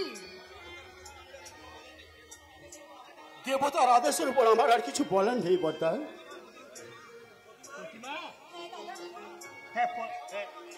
তুমি যে এত সৌভাগ্যবতী হবে তাও নিজেও ভাবিনি বড়দা। তাছাড়া আমার এই মায়ের ইচ্ছাটা তো তোমার বেশি পূর্ণ হলো বাবা। তাহলে শুভ কাজে দেরি কেন? আয় ভাই গৌরব, এসো প্রতিমা, তোমাদের দুই হাত এক করে আগামী সোমবারই হবে গৌরব আর প্রতিমার বিয়ে। তোরা শাক বাজানা এলো দে না, লক্ষ্মী এলো ঘরে, লক্ষ্মী এলো ঘরে আমার গৃহ আলো করে, লক্ষ্মী এলো ঘরে আমার গৃহ আলো করে, শাক বাজানা তোরা শাক বাজানা উলু দে না, লক্ষ্মী এলো ঘরে, তোরা শাক বাজানা উলু দে না, লক্ষ্মী এলো ঘরে। বাড়িতে নিমন্ত্রণ আছে, তাও আবার যেটা সেটা নয়, ও দা ঠাকুরের ঘরটাতে। তাই তো আমি আজকে আনন্দ আমার স্বামীটাকে বলেছি আজ আমি মাছ টাছ ধরে কাদা ঘাটতে পারবো বলে। আজ আমি বলি নিশ্চয়, বলি তুই কেন মাছ ধরতে যাবি? বলি তোর কিসের অভাব? তুই একবার হ্যাঁ বললি, তুই আমার সব অভাব ঘুচিয়ে দিবি। তবে নয় তো কি? বলি বলি তোর এই কালামুখো সামনেটাকে ছিঁড়তে ফেল, ছিঁড়তে পার। বলি ওটাকে রেখে দিলা অকমা ঠেকি বেটা হোমেও লাগে না আর চকিতেও লাগে না। তুই কথাটা ঠিকই বলেছিস, এটা তো আমি ভেবে এই কথা আমি কখনো বলেছি? হ্যাঁ, আমার নামে ও একাদশী চিরকাল থাকে উপবাসী, সেই জন্যই তো বলি তোর সুন্দর গতটাকে খাটিয়ে চাক সে কথা বলি। আমি একটু বসবো? তুই বুঝবি, কিন্তু ছেলেবেলায় আমি একটু ফুটবল খেলতাম, তাই পা ছোড়ার অভ্যাসটা এখনো যায় নাই। তাই যদি তোকে ফুটবল ভেবে আবার শর্ট করে দিই। ভালোবাসার লাগলেও বৃষ্টি লাগে, তাহলে বসি। বস কেন ভয় পাচ্ছিস কেন? আমি তো এখনো পাতা তুলি লাই। পা তুললি ক্ষতি কি? তুই পা তুললি, আমি তোর এই রাঙা পা দুটো জড়িয়ে ধরে বলবো,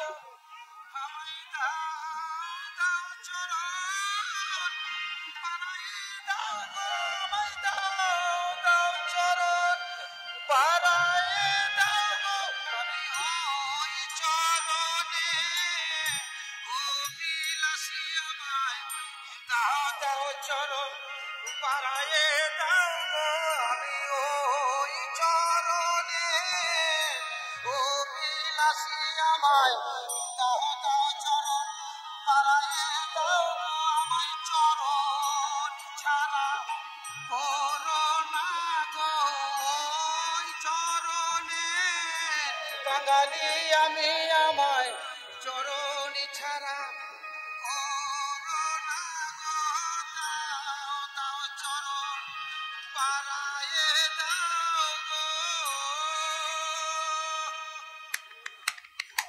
যাত্রা হচ্ছে যাত্রা। তোর ওই যাত্রা দেখে মনে হচ্ছে তোর কানটা ধরে গালে একটা কোষে থাপ্পড় মারি।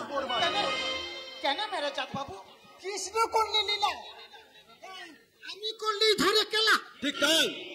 ওরে গরু, উনি হলেন ভগবান। না মেরেজ বাবু না, সে ভগবান এখন মহাসুখে নিদ্রা যাচ্ছে আর তাকে কাল ঘুম পাড়িয়েছে আপনাদের মতো কিছু কিংভূত মানুষ, মানে যারা ভূত ভবিষ্যৎ সুরা নারী অর্থের পদজলি দিয়ে অঞ্জলি দিয়েছে, আপনাদের মতো বক ধার্মিক থেকে বসে আছে। তুই কিন্তু আমায় অপমান করছিস। তবু ভালো যে তুই বুঝতে পেরেছিস। এই মেয়েটা, তুই আমাদের কথার মাঝে নাক গলাচ্ছিস কেন? আমার নাকটা না একটু বেশি লম্বা, তাইদের কথার মাঝে। তুই একটি দাঁড়া। একাদশী, তুই এখান থেকে যাও। এক্ষুনি এখান থেকে গিয়ে আপনার পথটা পরিষ্কার করে দিন। এই তো, আরে দিচ্ছি ভাইয়া দিচ্ছি। আপনি হলেন মালিকের এই গেটের চামচা, আপনার কথা অমান্য করলে চিরকাল থাকবো। আর সবাই যখন পাঁচ চেটে পুটে খায়, আমি তখন চোখের জলে ভাসি আর ভগবানকে জানাই, বলি সারা দেশের পরিবর্তন এলো ঠাকুর, বলি আমার এই কালো দিনের পরিবর্তন কবে হবে ঠাকুর, কবে হবে?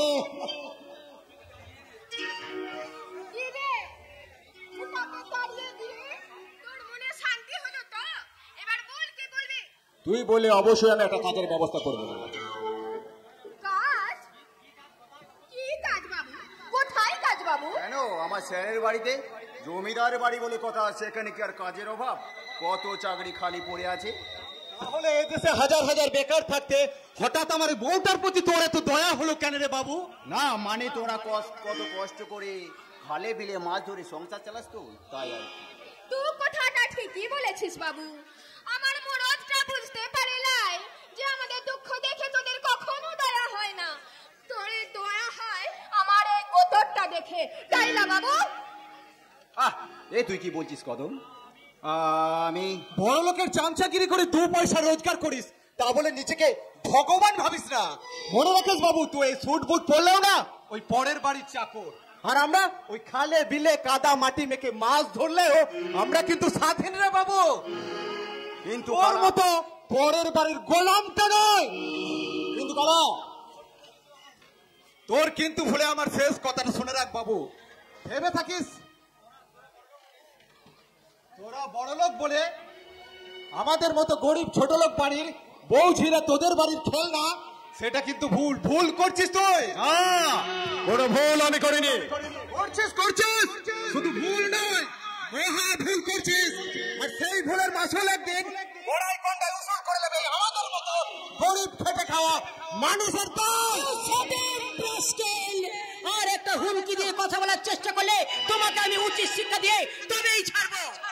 কেন গো মেম সাহেব, মোর মরদটা তো সব কথাই বলেছে। না, তোর মরদ ছোট মুখে বড় বড় কথা বলেছে। হ্যাঁ গো মেম সাহেব, তোরা এই আদলানটা পোশাক পরে ওই ছেলেদেরকে শরীর দেখিয়ে তোরা হয়ে গেলি ভদ্রলোক, আর আমরা ছোট লোক হয়ে জন্মেছিস, চিরকাল তোর এই ছোট লোক হয়ে থাকবি। ধর্মের পরিচয় কেউ ছোট লোক ভদ্রলোক হয়ে জন্মায় না, তাদের বিচার হয় আচার আর ব্যবহারে। না ঠাকুর,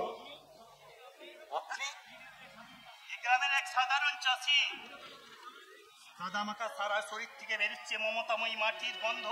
আরে জানি জানি জানি, কিন্তু আপনার সাহস থেকে আমি একেবারে অবাক হয়ে যাচ্ছি। সাহস?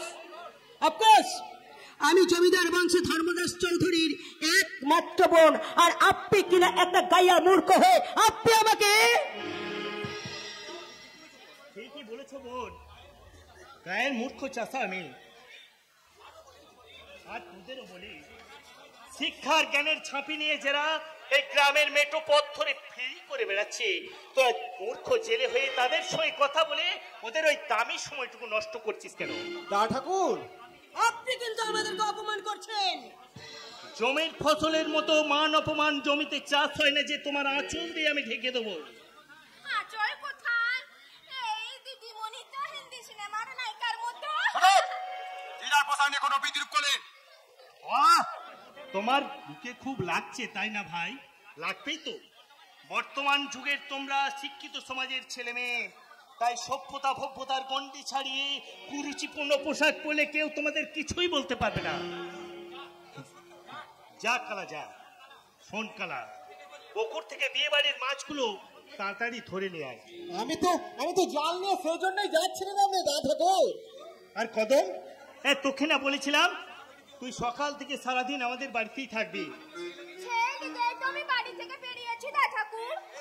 বেশ, তোরা তোদের দায়িত্ব পালন কর, আমি একবার চট করে ওই পাকটিপাড়া থেকে ঘুরে আসি। এই বিয়ে বাড়ি ছেড়ে তুই এখন কোথায় যাবি রে দা ঠাকুর? একবার পাকটিপাড়ায় যাবো রে কালা, একবার পাকটিপাড়ায় যাবো। রবিন সাদরার ছেলেটা কয়েকদিন ধরে চরে ফুকছে, গিয়ে দেখি কিছু করা চায় কিনা। দা ঠাকুর, তো তোর নিজের ঘরের বিয়ে বাড়ি ছেড়ে? কদম, বিয়ে বাড়িটা মিলন আর আনন্দের উৎসব, কিন্তু একটা মানুষের যেখানে জীবন মরণ সমস্যা সেখানে তোমাকে যেতেই হবে কদম। দা ঠাকুর, তাছাড়া তোরা যখন সবাই রয়েছিস তখন আমি 10টা মিনিট পরে এলে কোনো ক্ষতি হবে না, কিন্তু মুন্নাটা, হ্যাঁ যাক সে কথা, হ্যাঁ তোরা একই চল, আমি যাবো আর আসবো। চল কদম, এই বাজে মানুষের সঙ্গে বাজে কথা বলে সময় নষ্ট না করাই ভালো। তবে একটা কথা বলে যাই বাবু, ওই ভালো মানুষকে নিয়ে রং তামাশা করে তারাই যারা জীবনে কোনোদিন ভালো কাজ করে নাই, আর তারা কোনোদিন ভালো হতে পারে না রে বাবু, তারা কোনোদিন ভালো হতে পারে না, ভালো হতে পারে না। তুই ঠিকই বলেছিস রে কালাচাঁদ, সত্যি আমরা তোদের মতো কোন সার্কাসে জোকার হতে পারবো না। তুমি ঠিকই বলেছেন দীপেন্দু, এই ওরা মানুষ নয়, একেবারে জানোয়ার। গায়ের রংগুলো কেমন কালো, বোটকা বিশ্রী গন্ধ বেরোচ্ছে। ছি ছি ছি। ঠিক ওরকমই একটা মানুষকে তুমি বিয়ে করছো টিনা? হ্যাঁ করেছি, কিন্তু কেন করেছি সেটাও তো তোমার অজানা নয়। তাহলে স্যারের ম্যাচিং সাকসেস হলে তুমি আমার বুকে ফিরে আসবো তো টিনা?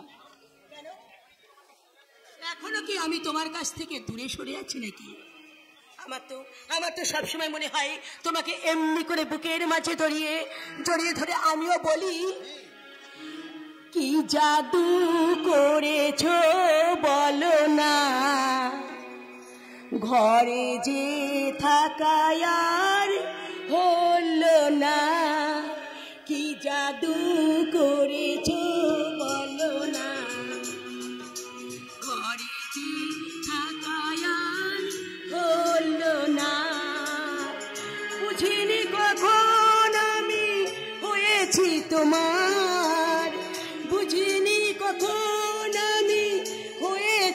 তোমার, আজ দেখি তুমি ছাড়া নেই কিছু আর, কি জাদু করেছো বলো না, ঘরে আর থাকা যে হলো না।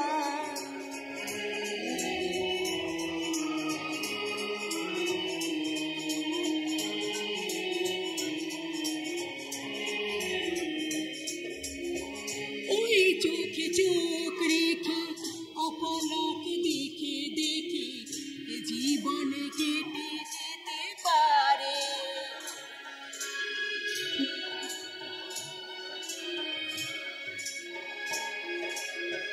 বলো না মন করে সুখে আমি যাব মরে, তোমার বুকে বারে বারে।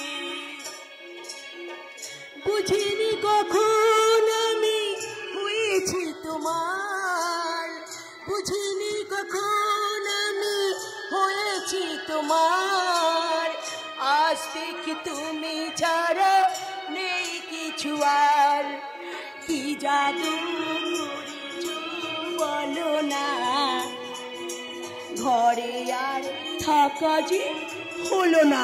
কেউ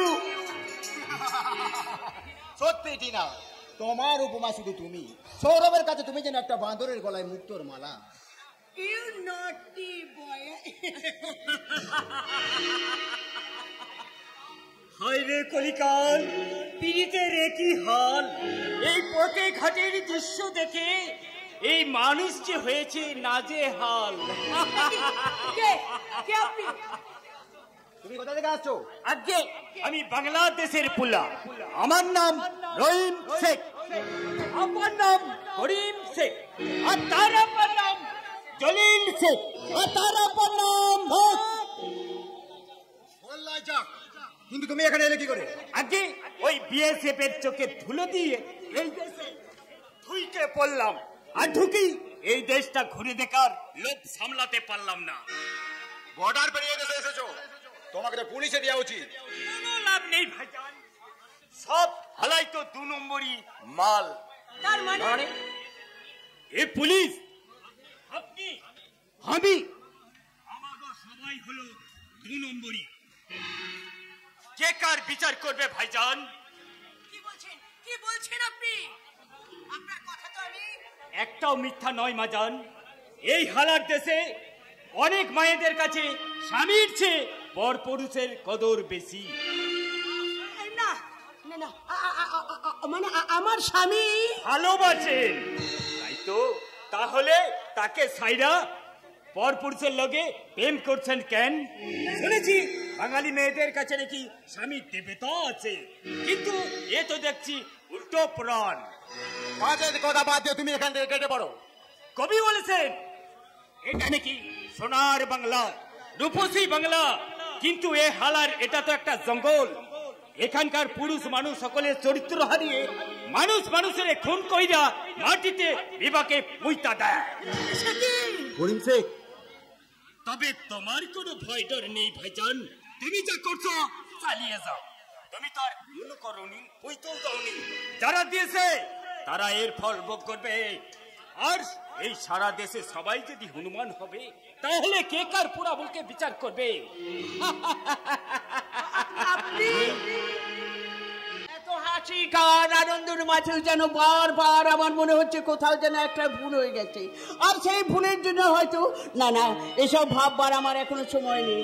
হাজার কাজের মধ্যেও কই রে কালা, মাছ ধরা হলো। হয়েছে মাটন হয়েছে, তাই কালাচাঁদ থাকতে তোমাকে মাছ নিয়ে চিন্তা করতে হবে কেন? তা আমি জানি বাবা, কিন্তু সময় মতো তো কাজগুলো করতে হবে। মাঠান, এটা আমাদের দা ঠাকুরের কাজ, তাই দেখেন না এই গা সত্য লোক কেমন কাজে ঝাঁপিয়ে পড়েছে। তাই যদি হয় তাহলে মাছ কাটার ব্যবস্থা তার জন্য তুই ভাবিস নাই মাথা, ওই জন্য তো আমি আছি। আমি একাই যথেষ্ট বটে, তার জন্য কোনো লাঠের পেটাকে দরকার হবে গলাই। তা তো বুঝলাম, কিন্তু এতক্ষণ তুই ছিলি কোথায়? কেন? ওই যে আনাজগুলো কুটছিলাম, এরপরে শুধু মাছগুলো কুটিয়ে দিলেই ব্যাস। তুমি শুধু বসে বসে কাজগুলো পাতালে দেবে মাঠান, তারপর দেখো আমাদের এই দা ঠাকুরের সম্মান। তা না হয় বুঝলাম, কিন্তু তোদের দা ঠাকুরটি কোথায়? সে কিন্তু তার আপন কাজেই আছে মাঠান। মাটির মানুষ আমরা শুধু একটা কাজ নিয়েই থাকি। কিন্তু আমাদের দা ঠাকুর তো ভগবান রে মাঠান, ভগবান। তাই শুধু তার নিজের কথা চিন্তা করলে চলবে কেন? এই গ্রামের অনেক মানুষ তার পথ ছেয়ে বসে আছে। দা ঠাকুরের জন্য তুই কোনো চিন্তা করিস নাই মাঠান, সে ঠিক সময়ে চলে আসবে। তার মানে তোরা জানিস কোথায় গেছে তোদের দা ঠাকুর? কেন জানবো নাই মাঠান, কেন জানবো নাই? ওই ভগবান কি এই ভক্তদের ছেড়ে থাকতে পারে? তাই তো আমাদেরকে বলে গেছে। আর আমাকে বলার মতো সে সময় পেল না, তাই না? কথা বলো না মাঠান, তার কাছে তুমি দেবী আছো, সে কি তোমাকে না বলে থাকতে পারে? হয়তো সময় পাইনি। এই গ্রামে কারোর বিপদ শুনলে ওই আমাদের দা ঠাকুরের মাথায় ঠিক থাকে না রে মাঠান। কার কোথায় কি বিপদ হয়েছে তা আবার বলতে হবে মাঠান? এই গোটা গ্রামটাই তো দা ঠাকুরের ঘর আছে। ওই যে ওই বাগদিপাড়ার নবীর সাদরার ছেলের জ্বরের খবর নিতে গেছে। ঠিক আছে, তোরা এখন যা, মাছটা কাটার ব্যবস্থা কর। তুই কোনো চিন্তা করিস নাই মাঠান, তুই দেখ না কিভাবে এই কদমের হাতির পুটি মাছগুলোকে ঘ্যাচাং ঘ্যাচ করে কেটে ফেলে। আমিও যাই রে মাঠান, এই জালটাকে রেখে ওদিকের কাজগুলোকে দেখি। গায়ের কারু বিপদের কথা শুনলে আবার রবি তার ঘরের কথা ভুলে যাক। তা যাক, তবুও তো আমার অহংকার, আমার ছেলে পাঁচখানা গায়ের কাছে হচ্ছে দেবতুল্য ভগবান, কিন্তু তার বিপদে সর্পঘাতেরও সমান। পলাশ, এসব কি বলছো তুমি? ঠিকই বলছি মাসিমা। বর্দা কই? বর্দা, তার সঙ্গে যে আমার বিশেষ দরকার। তোমার বর্দা তো গায়ের কার জন্য বাড়িতে গেছে, কিন্তু বিপদের কথা কি আমাকে বলা যাবে না পলাশ? তা নয় মাসিমা, তা থেকে উদ্ধার পেতে বর্দাকে আগে দরকার। দরকারে বর্দাকে পাবে না, তা কি কখনো হয় পলাশ? রবি, ও বাড়ি ছেড়ে তুমি হঠাৎ এ বাড়িতে ছুটে এলে কেন? তবে কি ও বাড়িতে কোনো বিপদ হয়েছে? না বর্দা, ও বাড়িতে নয়, বিপদ আজ এসে পড়েছে এ বাড়ির দুয়ারে। তার মানে কি হয়েছে আমাকে খুলে বলো। উর্বর জমি, চাষের জমি নষ্ট করে ধর্মদাস চৌধুরী স্টিল কারখানা তৈরির কাজে আমরা বাধা দিয়েছিলাম, আর সেই কাজে নেতৃত্ব ছিল গৌরব। তাই ধর্মদাস চৌধুরীর পুষা কুত্তা সুনীল তরফদার গৌরবের গ্রেফতারি পরোয়ানা আজই কার্যকর করতে চায়। কিন্তু এই কথা তুমি জানলে কি করে? আমার বিশ্বস্ত একজন পুলিশ অফিসারের কাছ থেকে এই খবর পেয়ে আমি আপনার কাছে ছুটে এসেছি বর্দা। তাহলে এখন কি হবে রে রবি? এখন কি হবে? এই অবস্থায় যদি ওরা আবার গৌরবকে অ্যারেস্ট করে, তাহলে ঠাকুর বংশের মান সম্মান রক্ষা করতে তোমার রবি প্রাণ দেবে মা, তোমার বংশের মুখে কলঙ্কের কালি রাখতে দেবে না। কিন্তু বাবা, কোনো কিন্তু নয় মা, তোমার রবি এখনো অস্ত যায়নি। শয়তানদের শয়তানির চাল ছিন্ন করে তোমার মতো জগৎ জননী মাজার আর এই গ্রামের পবিত্র মাটি আর এই গ্রামের সহজ সরল মানুষগুলোকে রক্ষা করার দায়িত্ব এই রবি ঠাকুরের আজও আছে মা। তাহলে এখন আমরা কি করবো বর্দা? এই নাও টাকা, সব কাজ ফেলে তুমি এক্ষুনি হাইকোর্টে যাও।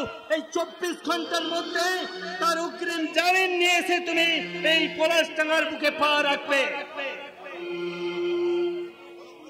বলো পারবে? শুধু পারবো নয় বর্দা, পারতে হবে। আমি যেমন ভগবানের আদেশ শুনেছি, ভগবানের রামচন্দ্রের আদেশে হনুমান গন্ধমানব পর্বতটা তুলে এনেছিল, আর আমি আমার দাদার আদেশে হাইকোর্টটাকে এই পলাশডাঙ্গার বুকে তুলে আনবো দাদা, তুলে নিয়ে আসবো, নিশ্চয়ই নিয়ে আসবো। কি হবে রে রবি, কি হবে? পলাশ যদি আগাম জামিন না পায়? পাবে মা, পাবে, নিশ্চয় পাবে। জীবনভর মামাটি মানুষের সেবা করে ভগবানের কাছে আমরা কি এইটুকু আশা রাখতে পারি না যে তিনি আমাদের বিপদ মুক্ত করবেন? কোথায় বিপদ বর্দা? কোনো বিপদ নয় রে ভাই, কোনো বিপদ নয়। এই শুভ দিনে আনন্দের মাঝে আমাদের মাঝে কোনো বিপদ আসতে পারে না। মা, তুমি ওদের বরণ করার ব্যবস্থা করো। ঠিক আছে বাবা, আমি এক্ষুনি যাচ্ছি, তোরা একটু দাঁড়া, আমি চট করে বরণ ডাল আর ওদের ডেকে নিয়ে আসি। কেমন? বর্তা, তুমি কি আমার কাছে কোনো কথা গোপন করছো বর্তা? না রে পাগল, না। এমন কি কথা আছে যে তোর কাছে আমি গোপন করব? অনেক কথাই থাকতে পারে রবিরঞ্জন বাবু, যা আপনি ভাইয়ের কাছে গোপন করবেন। সবাই আর যেমন কারোর জন্য অপেক্ষা করে না, তেমনি আইন সব কিছুর ঊর্ধ্বে কোনো কারণে সে কাউকে রেয়াত করে না। তার মানে ইউ আর আন্ডার অ্যারেস্ট। একদল গুন্ডা নিয়ে ধর্মদাস চৌধুরী কারখানার কাজে বাধা দিয়ে তার কর্মরত শ্রমিকদের আহত করার অপরাধে আমি আপনাকে গ্রেপ্তার করলাম।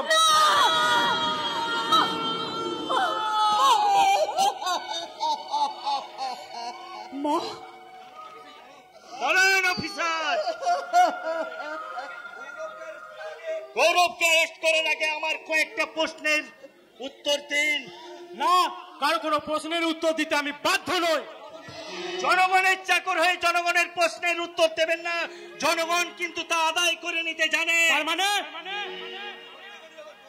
একটা ঘটনা 3 মাস আগে ঘটে যাওয়ার পর আজ আপনার আসামি তোলার সাত চাগলো কি করে, কার কাছে আপনি কত টাকার বিনিময়ে ঝোপ পুজে কম মারছেন? বাজে কথা বাদ দিন, আইন তার নিজের পথেই চলবে।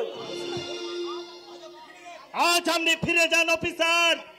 আগামীকাল আমার ভাই আপনার থানাতে বেলা 2টোর সময় নিজেকে সারেন্ডার করবে। আপনার কথার উপর বিশ্বাস করে আজ আমি চলেই যাচ্ছি, কিন্তু আগামীকাল গৌরব বাবু যেন পাড়ায় সারেন্ডার করে, নইলে ফল কিন্তু বিপরীত হবে। চলুন।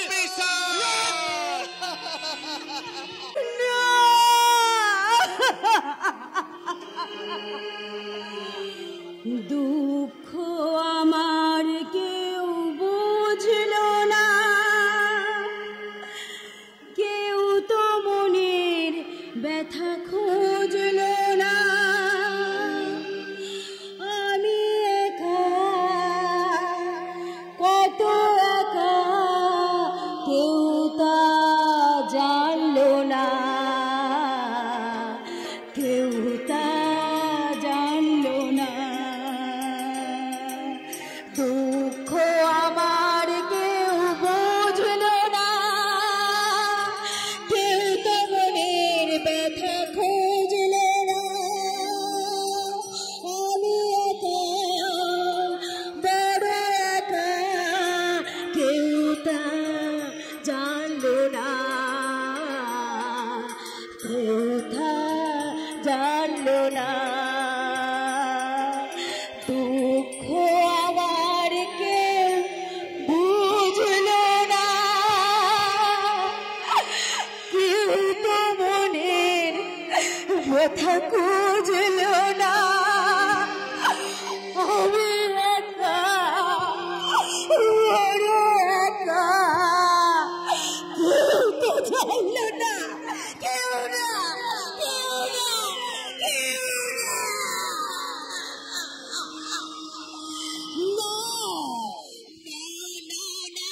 কেউ সুখনিদ্রায় উজ্জ্বল বাসর কাটানোর স্বপ্নগুলো আজ আমার জীবন থেকে হারিয়ে গেছে। আজ আমি শুধুমাত্র বেঁচে আছি প্রতিশোধের নেশায়। তার জন্য যদি দরকার হয় আমার ওই দেবতুল্য স্বামীর বুকে আঘাত এনে এই সোনার সংসারটাকে আমি তাজ নজ করে এখান থেকে বেরিয়ে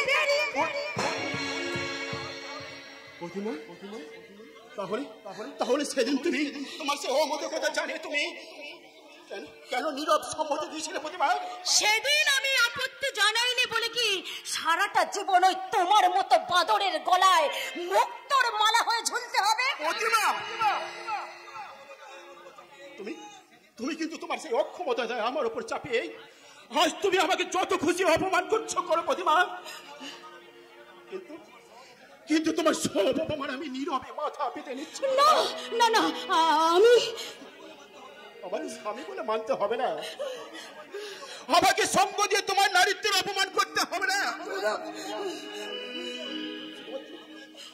আমরা এক ঘরে থাকলেও তুমি তোমার পূর্ণ স্বাধীনতার মর্যাদায় শান্তি জীবন যাপন বসবাস করবে। শুধু তোমার কাছে আমার একটাই অনুরোধ। পারবো না, আমি কারোর কোনো অনুরোধ রাখতে পারবো না। রাখতে তোমাকে হবে প্রতিমা, পারতে তোমাকে হবে। চার দেওয়ালের মাঝে তোমাকে করে তুলতে হবে এক নকল স্বামী স্ত্রী সংসার, যা দেখে আমার ওই সরকার অভিমান আর ওই ভগবান পুল্য দাদা যেন বুঝতে না পারে যে তোমার আমার প্রকৃতির সম্পর্কটা কি।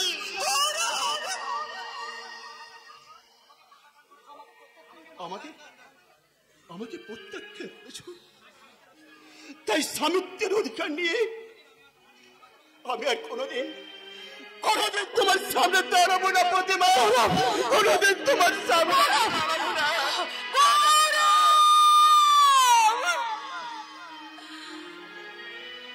শোক যদি এসেছিলে কেন চলে গেলে, শোক যদি এসেছিলে কেন চলে গেলে,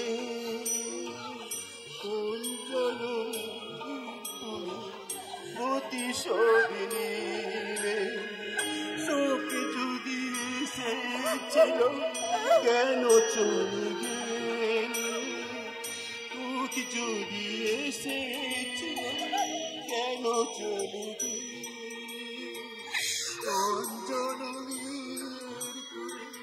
প্রতিশোধ গেল